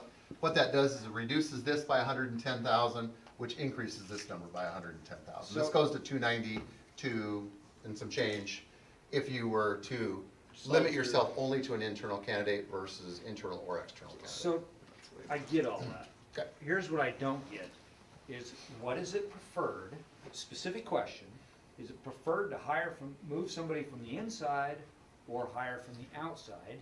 And why would we choose one over the other? And I get it, your end result, or end answer on that was, well, it depends on your goals. And I'm like, well, what the hell are they? Cheap as So- possible, how about that? Okay, then which one is cheapest? He just said that from Inside. inside. Internal. Inside. Internal By hiring. 110,000, That's right. correct? Yeah. Okay.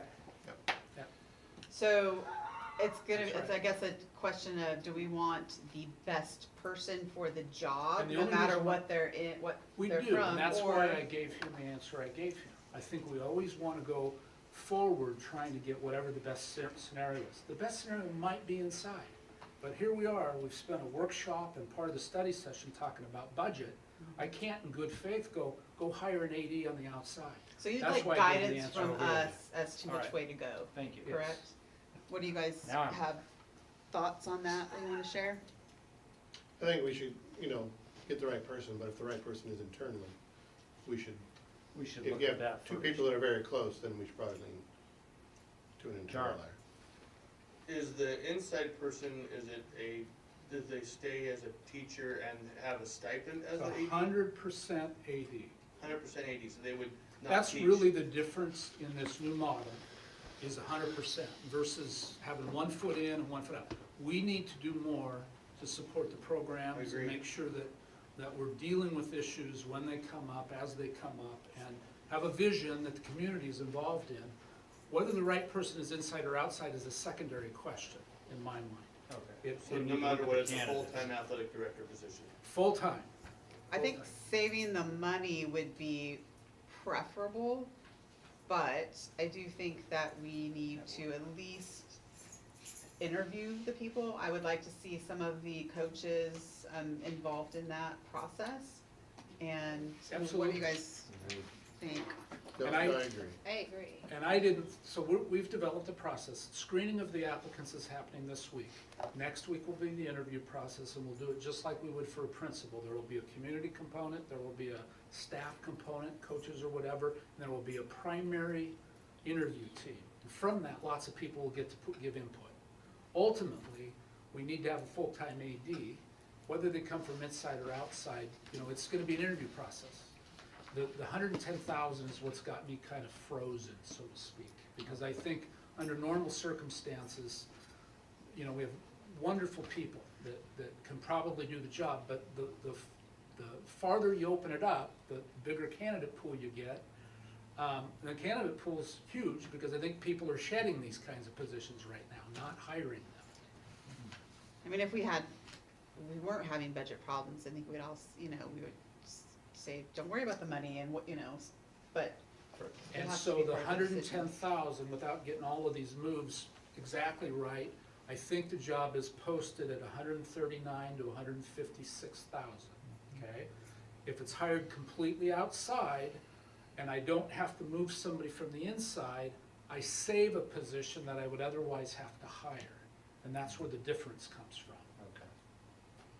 And then that would, that 110 would then cover the deficit here between the 60, whatever it was, 60 or 70,000 from the, Yeah, it would give you enough resources to more than To deal with cover- those things. So when are you gonna come up with a short list, like next week? So there's like 18 or 19, we met today, we're gonna get it down to, I think, 5 or 6, and then, or 5 or 6, and then let people kind of rate from there, rather than just having the whole thing.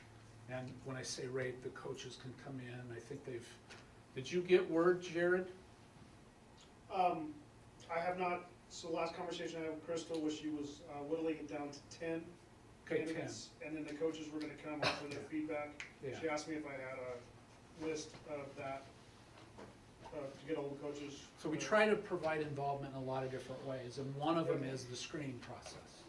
And so we'll have a list of them, and they can rate their letters of recommendation, they could rate the quality of their application. Does it match, at least on paper, what we put in the job description? And you kind of rate it from there, and it comes out amazingly close to what we end up, everybody ends up pretty much in the same place. There might be an outlier or two, but I'm confident there's a good candidate, 2 or 3. well, I think once you whittle it down and narrow it down, then let us know. Yeah. Does We that will. sound And that- fair? I think that'll be done by tomorrow, Okay. and then, Well, I mean, once you get to maybe 2 or 3, when you whittle it really down, let us know, and then if anybody has any input. We haven't seen an opportunity to do anything yet, Okay. and that was, Crystal was working on that today. Okay. She's, Yeah. what was it, 18 candidates or whatever, that's. That's a Okay. lot. All right, so is that kind of, that's not like a ton of direction for you, but I mean, Well, we just, I apologize for not being clear, but to me, these aren't always clear. I get You it. know, so we want to have the best pool possible, but we're talking about $1 million fund balance, and the very next item we're gonna bring to you is permission through resolution to have our fund balance be lower than normal. And so those are the things that are bothering me when we talk about all this. Otherwise, we would open it wide open and say, let's go find the best, whoever they are, wherever they are. get it narrowed down and then let us know, and then we can give some input once we get to that point, as soon as possible.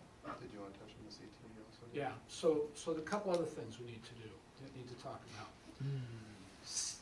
Go up to this line up here, if you go up to the CTE line up there. What line number is that? It's gonna be row 13 on your Yeah, row spreadsheet. 13, CTE. yeah. Career and 31. technical education. Okay. We generate at a better rate for the students that are in those classes, all of our HOSA students, shop kids, other classes that we have. And it is funded at a full class of being 23 kids to 1 versus the rest of 6 through 12, which is basically 28 to 1. Part of the design of that is that your MSOC costs are higher, and the cost to just run a basic program, like a welding program, is not like running a regular classroom. No. You have supply costs. And so we need to do a couple things here. They have computers in the computer part of this, part of these CT programs, that need to be replaced. Cost is $80,000, okay? We tend to kick these things down the road. We need to make that happen in some way, shape, or form. Second thing we need to do is we need to take a look at their budget for next year and kick it up from where it's been. You know, that Perkins money you saw there, that can all be used at the high school level for their supplies and those various things. We give them about that much. We need to probably budget for supplies and the cost, or the real cost of doing business, probably $75,000 to put through those for next year's budget. So that's gonna put some more pressure on this. Because Cause I totally agree with giving them more money, and where's that money gonna come from? What's we gotta figure out. That's the question. And I've got some more reductions that that now's not the time to talk through them. It's because I don't have the dates that aren't right in front of me that I have to do it. And it's still, but there's ways we can do some things. And Isn't the money there though, funded through CTE? it already? is, but it's like any It budget, gets as I explain spent. it. It's Yeah. all part of the general fund. If every budget stayed exclusive to itself, Yeah. we would be in trouble. I understand that. But if we start looking at what should be spent in those areas, Yeah. we can start to look and see where else are we I needing to don't- cut. And again, it comes back to what I was talking about. I'll tell you where the problem is, payroll. Let's just get it out on the table. That's the 80% of the budget right there. Yeah. And that's the issue. And it's all of us involved in that. But if we say table raises, then that gives us money that could go to CTE. So there's a couple, just let me make a couple of comments so everybody's clear. So row 13, because I broke row 13 out from row 10. When we get money for CTE, it's actually embedded in row 10, which is 3,100 apportionment. But when you do the F203, there are separate reports that say, oh, of this amount is for this, and it gets more, it dives deeper in. So I created row 13, which I said, how much of that apportionment is specifically due to CTE, is what that line is, okay? So your total 3,100 is 10 plus 13, but I broke it into two equal pieces. So you get 2.280 million is the amount based on those number of kids. That's how much that will generate. The cost over in the blue, salaries and benefits currently is just north of 1.5. Material supplies and operating costs is currently blank. And then that means the difference, in this case, the difference between the 2.28 million and the 1.75 is the 700,000, okay? Now, go, Kayla, explain the note on D first of all. Well, go on to B, do B first. Okay, this basically, go ahead and show me the note on that one. Yeah, so I went through here and basically said, this is how all the breakouts, and Jared was in the meeting, we went through this the other day. We went through all this the other day. This tells you just bit by bit, how much you get. You get 913,000 for instructional staff, you get 102,000 for administrative staff, you get 203,000 for classified staff, taxes, that's the whole enchilada right there, all broken out. Okay, so those are your revenues, the 1.5, but then go over to D, so look at the note attached to D, 13D. What we need to do here, though, is we need to do a better job in identifying administrative staff, CAS, and CLS. You get funded for administrative staff and classified staff, but are you billing all of them? We need to be sure that we're getting an apples-to-apples comparison. If we're giving them credit for all of the revenue, then we need to be sure we're including all of the expenses as well. So there's some work there that needs to be done. Let's go to the next one, one to the right, that one. So what we talked about is for material supplies and operating costs is operating this as a true department. So in this, what we need to do is we need to look, okay, for CTE, what is the cost of things like utilities, water, sewer, garbage? What is the cost of insurance? What is the cost of repairs and maintenance, et cetera, et cetera? Run it like a true profit or loss center, okay? They're not rent-free, they need to pay their fair share, and so we need to do some of this work. We need to dig down. Ideally, it would be perfect if we had a standalone building that had all its own utility meters and everything was really clean and simple, but it isn't like that. It's very convoluted. So what we're gonna do is take square footage, figure out how many classes of CTE are taught in a room versus how many are basic ed, and kind of do it on a square footage basis to come up with a cost. And that's what we were talking about when we did our retreat, because we were not spending the full amount. Oh, And we're we had- spending it, it's just not coded correctly, Exactly. is the problem. Well, it's So, just but we not had to broken give, out. but we had to It's give not money, broken out. we had to give money back. That's a different what we're talking about here. I thought that was the CTE. It is, but you get an enhancement by meeting your minimum expenditure. Exactly. And because it's not broken out, we are 400,000 short on minimum expenditure. Yeah. So somebody will say to me, so well, Dan, why don't we hire whatever to be able to do that? And so that it comes down to, should we go spend 200,000 Yeah. to be able to keep 70? Are there things we can code differently Correct, to that's make what- up for that? That's what Dan Yeah, talked about. well, So if yeah. we meet our, Yes. Code some things Threshold. We are differently. not maximizing it right now, and that's a problem. Yeah. It's gotta get figured Well, out. can if we do we need to maximize it, we maximize could it now. potentially have more. Yeah, whether it Revenue. equals 400,000, so example, and this isn't uncommon in a district our size. the principals would have some, and they do the evaluations. Mhm. That they should be coded partially to CET, are they? Not currently, no. And that's what I'm saying, you know, if we start That's- looking under every stone, Right. could we get to that 400,000? And I don't know how much, if it's an extra 200. It's gonna be tough. I mean, getting minimum expenditure authority, a minimum expenditure threshold is tough. A lot of districts really struggle with that. Is it possible now to go back and code things that should have been coded Within the differently? same fiscal year, yes, you can. So- Within this fiscal Right. year, yes. Ca- Once the are fiscal we year is doing closed, that? you can't go back, but. Are we doing that? That's, like I said, we identified this last week, and this is, we met with CTE, and I think everybody kind of nodded their head that this is a reasonable approach to more accurately reflect the true total cost of running that program. Honestly, we should have been doing this a long time ago. So can Long we time. get that done before the end of the fiscal year so that we might possibly be able to reach that level? Yes or no? Yes, we will go back and do what we can reasonably put together to move existing prior expenditures around. And To yes or recode. no, next year, we're gonna start off doing this at the beginning? Once we get the formularies put together, then yes, it's a matter of just using that tool moving forward. Now, it does change a little bit each year, because Carissa Kelly will send it out to me and say, will say, tell us how many of these teachers, how many periods are they teaching their CTE versus non-CTE, which will affect the coding of their FTE. And Carissa gives that to me each year, so that we be sure that what we're coding accurately reflects what they're teaching for that year. So that has been in place for several years. We do that. And this would probably be a question for Chris, since she's not here, maybe we can pass it on. Are we doing CTE courses in the middle school? Yes. Yes. Have we maximized that? Just started second semester Second this semester year. this year. Okay. So, Half-year program, next year will be the first full we year. made a push at this a few years ago, Uh-huh. and that it just kind of dissipated from interest. Sure. Okay? New assistant principal really has a strong CTE background. You generate funds for those, one of the reasons why those kids are going to do what they're doing. And where you really make gains in this is not necessarily by adding staff, but converting your current programs Yeah. to follow the pathways.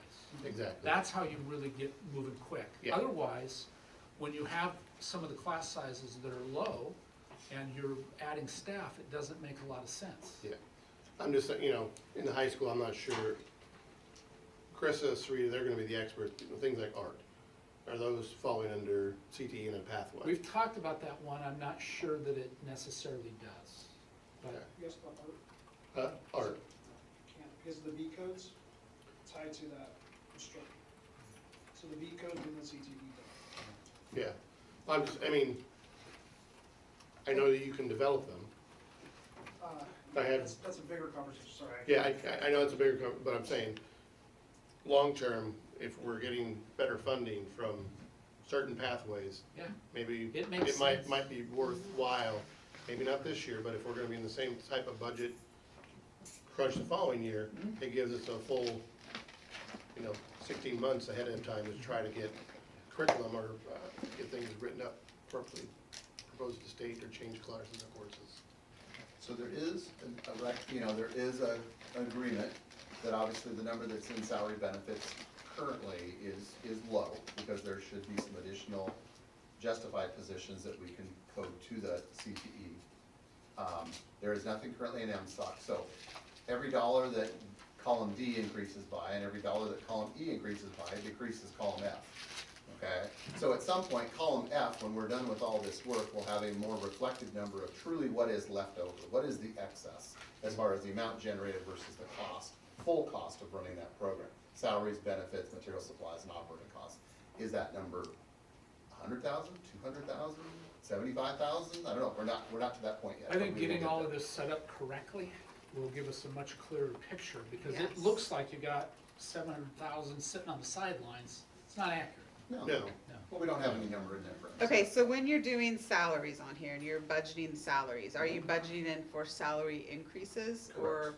All the numbers that you see as far as salaries and benefits what's the increase that you was budgeted? 3.7% and or current contract language, whichever is, if there's no open, if the contract is open, it's 3.7. If there's a contract in place, it's contract language. Okay, so teachers have contract language in place, and the Teamsters Yes. have contract language in place. PSE, we are in negotiations with the PSE group right now for next year. And then you always have what we call, unrepresented groups that are just either not part of a professional association, but they're not collectively bargained for, which would be your certificate administrators, classified administrators, and unrepresented. Those are annual, she do those pretty much annually. So those folks are at 3.7.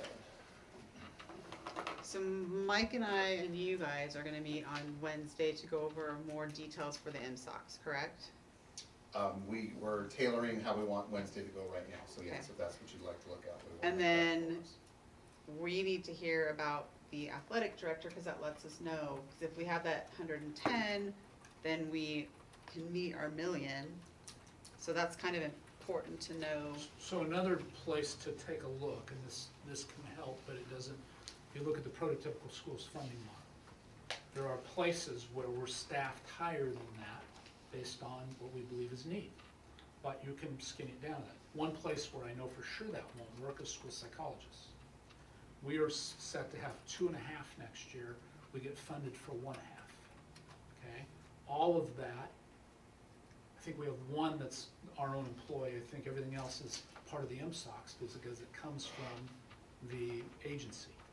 Do you have something that we could see, like what the recommendations are? Yeah. Cause that would be nice, right? That, Mhm. what are the recommendations for So those? part of what you see right here is we have 8 teachers retire. And 7 retired, 8, the 8th went on leave with her new baby. Baby. And so we're only replacing, I think, 3.6 of that in our plan. So you saved right there. It was an opportunity that presented itself without impacting people. And so that's part of that. And that's probably 600,000. Is that about right, Dan? Or? Mm-hmm. Yeah, it was quite a bit because they were I all. think, I think we'd like to have as much input as possible Yeah. from here on out, every year. But I think we need that information in order to give our input. Yeah, and we need to have a, sometimes it's not always productive or fair even to brainstorm out loud in the middle of a meeting as we want to be respectful to all employees and all employee groups. And so there's certainly dates that we try to follow and that play a role, and there will be some more potential staff reductions just based on a later date that's out there. So what else can we do today? Are we kind of at the point where, what more information do you guys want today? Anything else specifically? I have a question. Cell B46, B46, okay. transfer outs. Yep. In expenditure, can you explain 1920 LGO SMS roof? Correct, so the first phase of the middle school roof was pledged against general fund, so it's a general fund obligation, okay? That LGO was taken out in the 1920 school year, and our annual payments for that are $97,480. So every 6 months, I make 1/2 of that amount transfer. One coming up here for June 1st, because the next payment is in June. So I will transfer from general fund to to debt service fund 1/2 of that amount, and that will continue through next year. So that will expire at the end of 24-25? No, it is a 10-year obligation. I think the end of it is like 32 or something like that. We've got a few years left to go on that one. The roof was done in 3 phases, and the damage on the first phase was significant. I think it's Inside the walls they were just rotted. I take it back, 'cause I think it's 30, I think it was a 10-year obligation, we took out in 1920, so I think it's in like 29 or 30 is when the last of that is, so we still got a few ways to go. So, we're gonna meet. You're gonna let us know about athletic director. Yep. You guys are gonna just bombard us with information. Is there anything else we want, or any other questions we Well, I want think answered? I think the CTE questions we need to answer. Yeah, Buying the computers, and, upping their budget for next year. I think that needs to, How yeah, many that's a computers is priority. It's 80,000, so 2 computers? Anybody know the number of computers?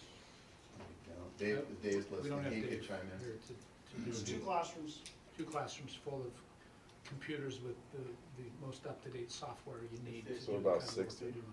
Well, 25. It's under 60, but right in that neighborhood, yeah. Because the classrooms are funded, remember, they're funded at 23. Mm. I think it's 25 fit in those classrooms. I'm just wondering what sort of specifications they do when they say they're gonna do computers, like Chromebook and everything in the cloud, or are they doing full-blown computers? Dave spec'd them I don't out, know. they had had some conversations And with Dave. what are they spec'd using out them the for, right? machines. So, I mean, there's a big swing there, right? Huge swing. Because a lot of stuff can be done I in the think these are cloud. more high-end stuff for CAD and things like that, that they're, need to have greater processing power. and So that'd be forth. some nice information to get from Dave, that we could find that out. So yeah, Dan's correct. I mean, as far as a large expenditure that is still possibly being out there would be the computers. You know, it's not something I've built into my estimate at this point. And when it happens, if it happens in the 23-24 year, or if it's built into 24-25, it's just a matter of, where I recognize that. Oh, I'm talking about both. And both, and then the One is second. right now, one is next I budget. know, I haven't finished it. The second part is then, yes, continuing that, whether the computers could happen next year in addition to an increased MSOC allocation. We don't take comments from the audience, Charlie. Go ahead. I have a question on the transportation line. You show there as a negative. This last year, we broke even, based on the OSPI's report. This is for next year, 24-25. Correct. Okay. This year, the allocation that they had figured out was 1.9 million, and our expenses were 1.84. But, so they pay us off of what we spent because it was lower. And, Is that we would break even. 22-23, is that what you're talking about? This 23-24 isn't complete. This Well, you is- show a loss up there. I was wondering about. That's 23, next, that's next 24. year, that's 24-25. So what's the loss for? Why is there a loss? Because you've got your, okay, so the two things that drive it, number one, how we do this is your salaries and benefits go first. So the 1,763,250 goes first. The second number, the 350,000, currently this year, the budget in transportation is 307, I looked at this morning, 374,000, I believe, of which they're 90% spent halfway through the middle of May. So even at 350, it's gonna be extremely difficult. That number's probably low. So which is gonna drive you to a salaries are larger- higher? Is- Salaries have gone up. Now, again, the Teamsters have a agreement that is already in place for next year, which is a 3.7% increase for that group. Teamsters bus drivers are the only group represented by Teamsters. 3.7% plus. No, 3.9%. Okay. 3.9, I'm sorry, 3.9% is theirs. It's 0.2% higher than IPD. How many drivers do we have? How many drivers do you have, 20, 30, considering subs? We currently, as of today, are fully staffed, so, this past year, we have spent a lot in overtime because of lack of staff and having to pay people to cover other stuff and then stay to still do their own job. They're all Teamster drivers. Correct, well, with the exception of myself, my secretary, a portion of our salary goes towards transportation, and then the mechanics are PSEs, and they're all transportation. So he's basically saying you're gonna overspend your budget this year, so he had to up it for next year. Next He's year. saying next year, for Next 23, 24, we're even. But I guess the other part of it is it's not taking into consideration the revenue that we will likely see mid-year. It hasn't been verified, but. Correct. If we continue to have a growth of 87 students in the fall, and again, and that's above the year prior's number, then we Make could up that see difference. what would wash that out.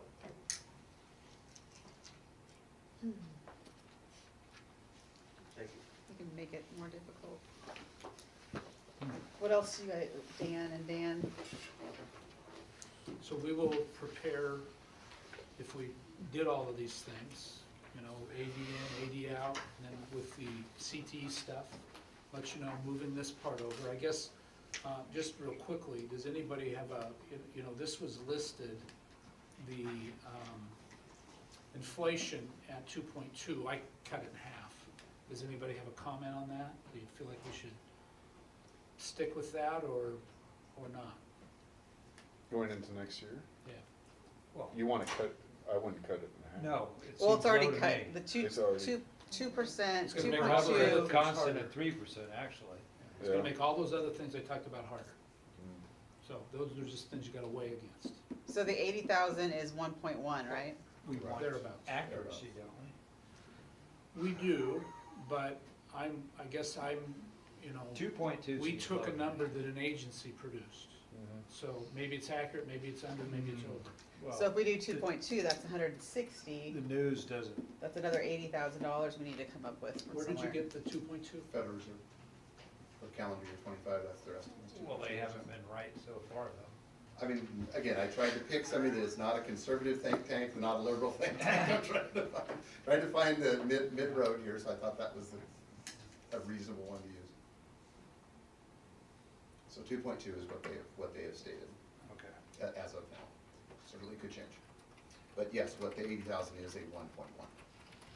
So then that's another 80,000, if we do it 2.2, then that's another 80,000 And I we need guess to come up part of the with. pressure that puts on us is to go back to the things we choose, we have choice over, and reduce those by 80. There's a lot of moving parts on it. And that's where there tends to be disagreement, because I don't, you know, I wouldn't recommend cutting things that are serving students. Unless you get down to, you just don't have a choice. This shows that inflation rate is expected to be 1.9% in 2025, based on forecasts from May 2024. And who's doing that? The Federal That's an Reserve? AI. I went to the actual Federal Reserve website, I think is where I got the information from. so. The problem There's with many that different that I methods. have There's is, you many know, 2 different- years ago, they were expecting, 4% inflation, instead we got, 8.7. When I So saw, it's like, to be perfectly frank, when I saw 2.2, that seemed low to me. Three seemed to be a better number, but. 3 is where we're, seem to be And then constant. it goes back, then I would just say it goes back to where we can control things. I don't think we do as much in those areas as we can. I would agree. And that's where we get kind of lost in the presentation thing. Let's figure out what we can control and let's do something about it. So we can discuss that on Wednesday, I right? mean, you can move the money around all kinds of different ways. You can say, we want 3, then I would say, okay, then let's go cut some other places. We talked about something at the very beginning of this meeting about school lunches for kids over the summer. That's a very honorable thing, but aren't we in the business of educating kids, not feeding them? I mean, what's our business? Are we Yeah, but there's a lot. Are we a charity organization or are we an educational organization? It's gotten to the point where we are responsible for doing a lot of things that weren't initially school responsibility. But are we receiving tax money for that Yes. purpose? We receive money for feeding the But children. we're not meeting that, are we? We only get 35 out of the 60. Only when we get 60 kids does it pay for itself, right? So we can either so we not need feed to- anybody, or we can try to increase it. I'd try to with money. increase it We before can we try cut to it. increase it. And how are we gonna do that? Letting people know about it, because a lot of people don't know. Did you know that we fed kids in the I summer? had no idea, no. So, there you go. So, I think we do better bit on that before we cut that food. There's a Well, lot let's of kids that also get the rely on exact that. calculation, because you said 10,000? I thought, 10,000 over a summer, it's, somewhere I thought I heard 6, and so I want to know what the real number is. yeah, we need But- as specific numbers as possible. Because saying it's around 10 or around 6, that doesn't help us at all. Yeah, and I just feel like our primary goal here is to educate our kids, right? And Curriculum needs to You know. be up there on the high, Yep. things like that, that field trips and activity buses, those kind of things are the tangible things that the kids have their hands on, and those are the things that we need to spend the money on. I understand. So part of it also, Dave, is the social emotional that we are responsible to. And I know it's during the summer, but we still owe it To the community. to the community. If we have it budgeted there, we should try to do our best to make sure that we are hitting that part of the social emotional portion for the children in community. I understand that, it's really honorable. My problem is that it's not specific to education, and we are an I've done it, that we can find educational $10,000 somewhere else and keep feeding the kids, even if Well- it's 35. And fed children learn better, even though it's summer, they still, you know, we want them to do things over the summer. I agree, Yeah. yeah. It's So tough. Let's find It's the, tough. As I said, find the before we other cut that, students. let's find monies elsewhere. And then let's really, Mike Eat will up write the us a budget. check. yeah, I'll write you a check. So just point of clarification, though, so everybody's clear, that food service is funded primarily, it's primarily a federal program. 98% of it is federally funded through the USDA. And what we do is they pay us a reimbursement based on number of meals served. So you have your cost of your labor, which you pay, which is essentially a fixed cost, you have so many hours a day. So you have that cost. You're using the number of meals served and the reimbursement from those to pay that labor, and that's where the discrepancy. If you don't have enough meals served, it's all about participation. If you don't have enough meals served, you're not generating enough reimbursements to cover your cost. Well, Right, we need so an that's what actual we wanna number. do. We want So you actual said that numbers. 60 is the number to hit for it to 60 pay is for the itself? number every day, that's kind of your break-even number. So the other part, I mean, Let's try can to do we, that. can we Less go into staff, co-op with, you know, volunteers. volunteers? Can we work with the VOA to say we're gonna Boys and do them Girls there, Club, Boys and There's Girls a, yeah, Club? there's a lot You of know, things we can do. We've been using, Boys and Girls Club has been a partner of ours for many years. as I'm long just as saying I've to been. help offset some of the costs for staffing, if it's the staffing that is driving the costs. Mhm. Can we work with the community and see if there's a volunteer or an area that we can work together to try and, Possibly, we just have to. because I know that we did that with the Boys and Girls Club during COVID.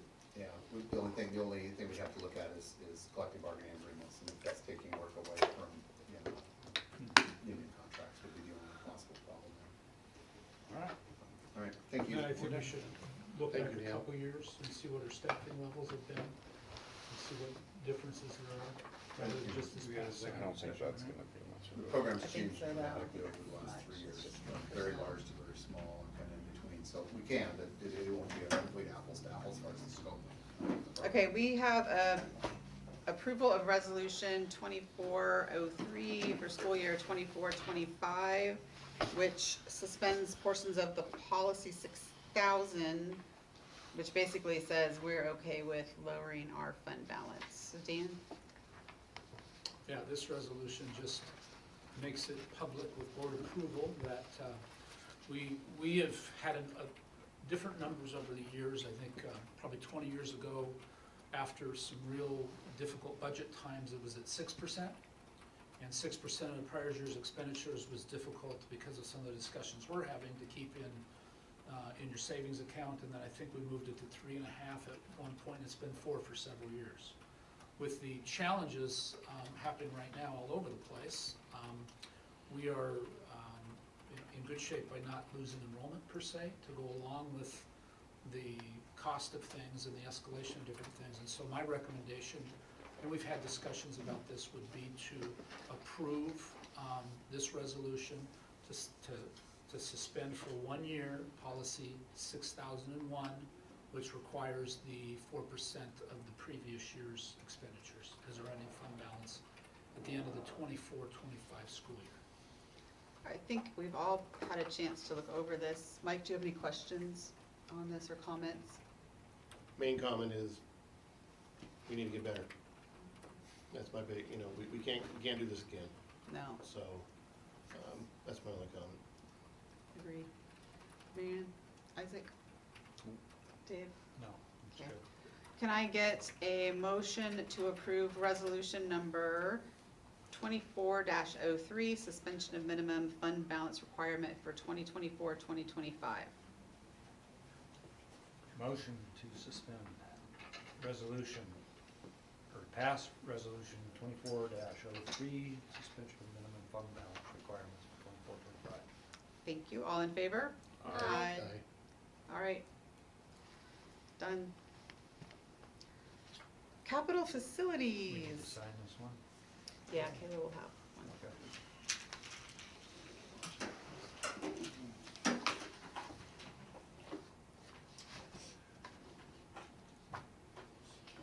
Good evening, directors.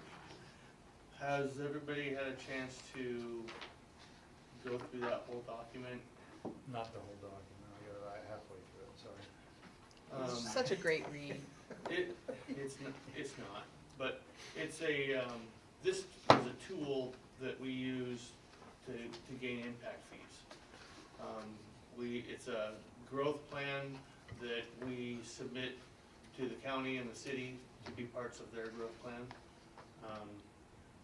It has, every time we renew it every 2 years, we go through all the facilities and we mark in this document what each of those spaces at each of the campuses are used for, and different programs require different square footages, and some things are not counted in your square footage, so that square footage comes off of what the total square footage of the campus is. Primarily, it's the high schools, the bigger driver. But down at the end where we talk about what the district's outlook would like to be, is where the main driver is for what the impact fee is to be set at. That is on page 17, I think. Impact fees, 23. 22 it starts. Impact fees, and then 22 and 23. So who does this? Is it, So we use a group, Denise Stiffarm is our lawyer that does our part of it. I do the district's share of this. I go through every campus, figure out what's each classroom's used for, if it's for special needs or for CTE or band or whatever, PE. Different things are counted and different things aren't. And so each time we do this process, the numbers change. The numbers are mostly driven by the brick and mortar classrooms. So as our campuses have gained our portables, and our portables typically have regular ed students, so and our special needs programs are in the brick and mortar, it takes away some of that housable space. So it drives the number up a little bit, because the amount of space that the campus can house its students is less, because the special needs or the PE or the whatever takes that square feet out. And so that's part of what raises your number. And then what the district's outlook way down the road, not specifically, it is specific to this plan, but it's what we want to accomplish. And so if you want to build a school in 10 years, you would want to have this in your plan now, because you have to pass it and then start constructing. It takes 3 years to do that. So some of those growth options are within this plan, and the costs of those are what help keep the impact fees up. Did any of you get a chance to look at the link I sent you for Snohomish County? There's 11 Snohomish County school districts that are currently being considered. Ours is under review at the county like the rest of them are. When you go through the impact fee section, it's really interesting. Some choose not to collect impact fees. In Sultan, that would be suicide. There's a wide misunderstanding of what you can use them for and how they're generated. And we have, within the confines of how this works, tried to maximize it. And so let's say that somebody came to our district office tomorrow and they, because they can't get the building permits until they pay them, they paid for 20 permits, and gave us 70,000 or whatever it is, we would have 10 years from that time to spend it. And that's where in a small school district it's been a little bit challenging, because we haven't had a building project with the exception of the transportation quadrant, which you can't spend impact fees on, since I've been here. The last bond was passed in 1993. And so, for bigger districts that have these things going on all the time, it works. We bought the 49 acres using impact fees. And so we've tried to, within the confines of how this works, spread it out as much as We possible. were able to buy that 49 acres because it was part of the plan Yeah. to purchase it and put a school on it, so therefore it's impact feasible. No cost to the taxpayers. Anyway, Correct. sorry about that, go ahead. We also buy portables and things like that Yeah. with impact fees. Portables, All portable set up. bathrooms, anything that is because of growth in housing kids. So, okay, Mike, comment or question, did we get Mike's name put on here? No? Yeah. Okay. Yeah, so that's what the first read's for, cause it was, Yes, when it went to Denise, it was before I knew that, that Mike was a board member, so that is part of the comments we want to send to Denise to update. and then page 13, we have, planned for a future transportation co-op. So we already have that, Gotta go. gotta take that out. Yeah, there's- I sent some notes, that was one of them. The other one was planned high school. Would you So- mind sending me the notes directly so I can, Sure. send them to Denise Stefan? Absolutely. A comment that I had would be the, where is it, page, some of the tables. The tables on page 18, those tables I think would really help us when Yeah, we they can do do it rerun the bond. Because they talk about like capacity and then how many kids we have, Mhm. that's stuff that people need to know, so. Correct, so our numbers that are on there are based off of, Flow Analytics. Yeah, I just think that those charts I think would be good when we do eventually rerun the bond, but, yeah. Mike, questions or comments? No. Mary Ann? I do have a few. Again, you said table on page 18. 18, The numbers used in enrollment, were those off of cohort OFM, OSPI's cohort OFM, Office of Financial Management, or the district's modified? Districts Districts. modified The based on districts Flow mod- Analytics. yes. District modified, okay, and then, on page 8, the minimum levels of service, can you explain those a little further, how those were determined? So those are, either the district's level of service or what the contracts say, so, it's a mesh between those both. So, basically, some of the K3 stuff from OSPI, if you have more than the 17, then you get fined, deducted or whatever they do. It's numbers we have to hit in order to get the most funding. Right, so those, that's the standard level of service there, based on OSPI numbers. So for table 1, minimum level of service for elementary, so I see 2021 and 2022 school year in the first table, and 2022-23 school year in the second table. So the MLOS and minimum level of service is 28, and these are the numbers, 1857 and 19.9 for the reported averages for the years. What page is that on? Page Eight. 8. Page 8? So what is skewing that badly is the K3.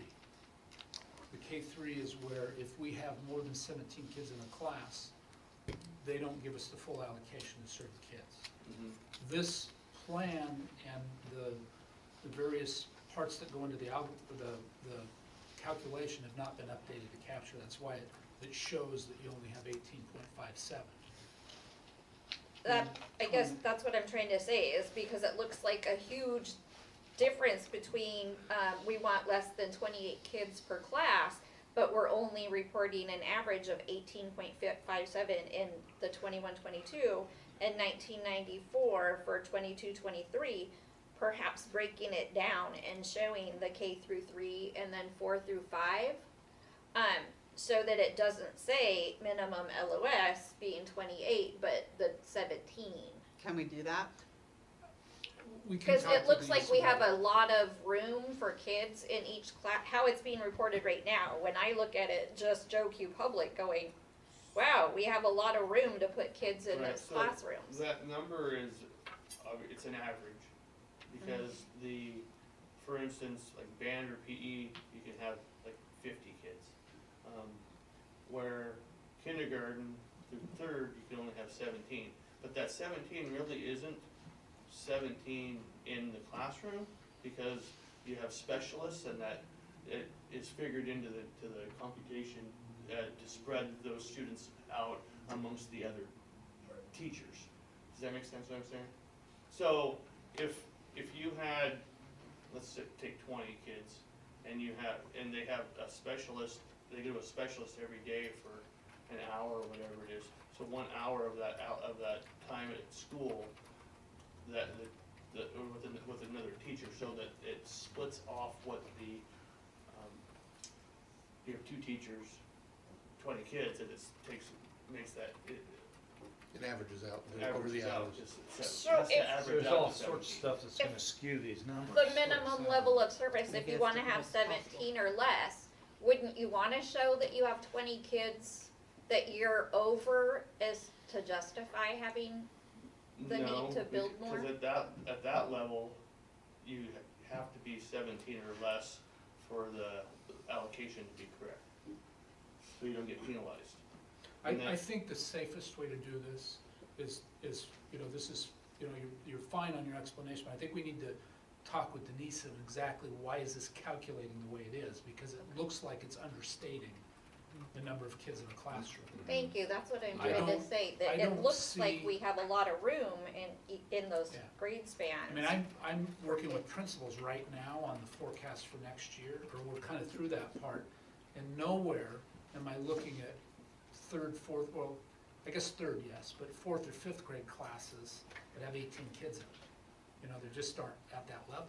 Can you guys find out then and let Yeah, us know? so, What so else I did you need to have, see Mary Ann? exactly, you know, why it's Yeah. calculated at that level, because it doesn't, if we, when you talk about having a budget issue, if we could consolidate a little more, we would do it, Mhm. you know? And that's the difficult balance, is not knowing exactly, you know, who's gonna show up and who's not with as much building that's going in. Like, you know, I had shared with some other people, you look at enrollment over the last 4 years of 4 districts in our area. Since 2018-19, Monroe's lost 1,100 kids. Not 100, 1,100. Riverview 350. We're up a couple hundred. Granite Falls, which is a very comparable district, is up a couple hundred. What's happening, I have no idea. But those are facts. What other questions, Mary Ann? Page 12, table 4.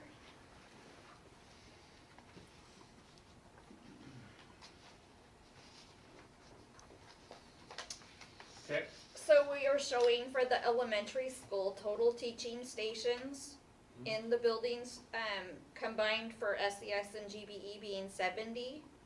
And then we're showing teaching stations that we're using for general education, 49. Where's the other 21 classrooms? What are they being used for? like I said, PE doesn't count, band doesn't count, special needs get pulled out of that. So like if we use a space for title, that space is not counted in your square feet. Cause again, that was the middle school and the high school showing, and that was showing for, permanent and the portables in those numbers. Yes, that one's the combined. Yeah, that put them together. And then, page 13, operations transportation, is that the new building? The 13,153 square feet? Yes.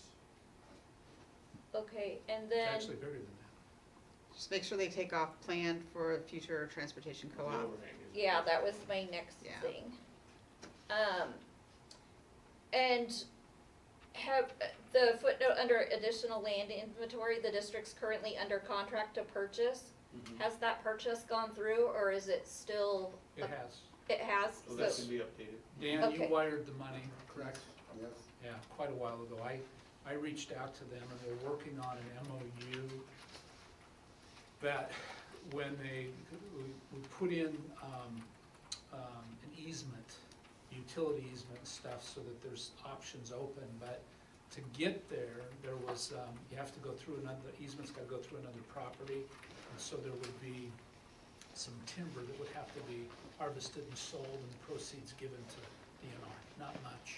okay. And I don't know the final, but that is a piece that's gotta come into play. Well, let's just update that Okay, so yeah, that to shows say not that that it's we're been under purchased. contract. And we already determined that, I'm on page 15, table 6, enrollment projections, that the district's modified was the numbers that you're using. We show in table 6 the overview of OFM, OSPI, and district, Mhm. but we only show on page 16, table 7, OFM enrollment projections. We're not showing the OSPI and the district modified tables. Correct. I don't know the reason why it's how it's always been. Okay, And Denise didn't make me fix it, so. Or gotcha. hasn't made me fix it in 14 years.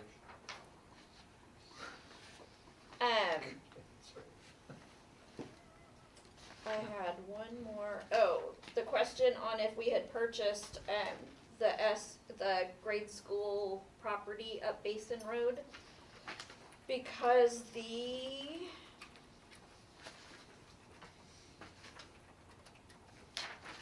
oh yeah, my table didn't print. It got hung up on my printer for my very last pages. I noticed that a high school property It's the same property. and a grade school property were in the Excel spreadsheet to make the final calculation for the impact fee. Cause we own land by the high school and we own land by If the the Gold Bar. project is a possible need, it's in here. Okay, but if we already bought it, we can't, after the fact, collect money for it if we've already bought it, can we? What do you mean? The spreadsheet looked like, here, let me see if I can find it on here. So are you talking about the property itself or what we're gonna put on it? The calculation to figure out what the impact fee was. Mhm. Let me see if I can find it. Oh, thank you, thank you, thank you. It would be, That was what was on the bond.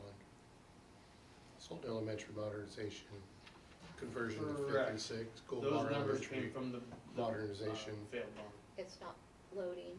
Great. Was it this? Yes, thank you. What page Those- is it?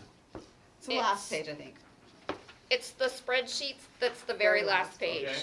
My last couple of pages didn't print out.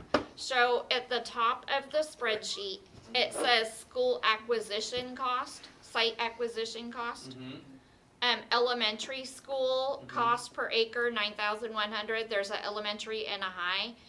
And the calculation goes over to show, an adjustment that goes into the calculation. If we've already bought those properties, should they not be It's in? all one property. It's all one property for the high school and the grade school? So you have 49 acres. The recommendation, this is just recommended, it's not, they can't hold you to it. It's 25 acres for a high school, 15 for a middle school, 10 for an elementary. And Fi- so if you needed a new high school, not saying you do, but there's just as many people that say you gotta improve that facility as the project we did, that you could build on that same property, an elementary and a high school. Here, can I approach the bench, sir? Sure. There will be sanctions though. I know, right? Just don't breathe on me. School site acquisition cost, elementary, middle, high, Mhm. and it goes into the calculation for down here, but don't we already have these now, the elementary and the high? where this is the actual construction costs on those sites, this is to purchase. When I read this, it makes it look to me like we are looking to buy another future grade school It's- site and a high school I site. think this is just to show that that we are purchasing. It's on, we have to, has to be on the list of things we wanna do, and then it has to be on here as well. So even though we have our. in the- We double check I'll with I'll check Denise, with her, cause yeah. there's another, Because we're gonna fix the part where it's on the cause to-do list. there's this Everybody page, knows what they need to check on? Thank you. oh, that one's flipped out of the next. I gotta walk around. I know, I need to. Chairs are too Um, hard. When do we roll into the new Under the place? financial Those are plan, nice chairs. table Well, not 11, until the next school year. you would list it on here as, Get on Dave. Gotta wait on Comcast. Can't do a YouTube stream. Some of them are. One of them has a 2.5. On, Starlink? Oh, yeah. Starlink, Yeah, it's not fast enough. and portable says to be determined. Oh, please let us know by any more. Yeah, we, that was Okay. So the Bellevue School District, we've already been in I think contact we with have, them. all the They other are is closing executive schools and they have fairly new portables. If we need one, we can get one from them. personnel staff. Okay. So, but these are You want one of those? Denise Yeah. does some of these You want- calculations, many You of have them, Uh-huh. but to figure out what exactly she did and what the rationale. I have the Okay. quick one This- to it though. this whole- I just don't want us to get our hands slapped down the road This- saying this we is what Denise makes. didn't this. qualify Here, I'll to send it to you collect guys. that Mhm. because we had already I bought think I it. got it in a Thank day. you. Thank you. Cameron, I I'm skipped done you. with Do you my have any comments. questions? No? This is exciting stuff, I know. Isaac, questions, comments? No, I'm good. Okay. I already asked mine. Dave? Oh, I'm good. Do we have a list of all the? She made a list, yeah. I think we're good, just fix See, those we haven't even things and, gotten back from, Snohomish County's gonna ask us Yeah. questions too. Yeah, so, well, hopefully our comments help. the county will have some things typically that we have to ask, they'll ask questions and we'll have to answer them, similar to what we're doing here tonight. And then some little things get changed and then we'll have a second reading. Thank you for going Thank over it with you. us. Appreciate it. Thanks, Charlie. Thanks, Carla. Thank you, Charlie. Do we have executive Thanks, Dan. session? Yes. Yes? Yep. Okay. Collective bargaining, Motion evaluation to of approve the first employee. read? Okay, so we do need a motion to approve the first read of Capital Facilities Plan 24 to 29. I make a motion to approve first read. Do I have, okay, all in favor? Sorry. Aye. Aye. Aye. All right, so moved. We have executive session, so how long will that take? 20 minutes. Okay, so let's say we come back, how long of a break do you guys want? 5 minutes? Yes. So let's say 7:38, we will come back and we'll meet for 20 minutes. So can I get a motion to, 7:33. yeah, so come back at 7:38? Okay. Okay, motion to Motion to adjourn. till adjourn, 7:38. please. Thank you, all in favor? Aye. All right, we're tired now. All right, so we have 7:38, we will come back.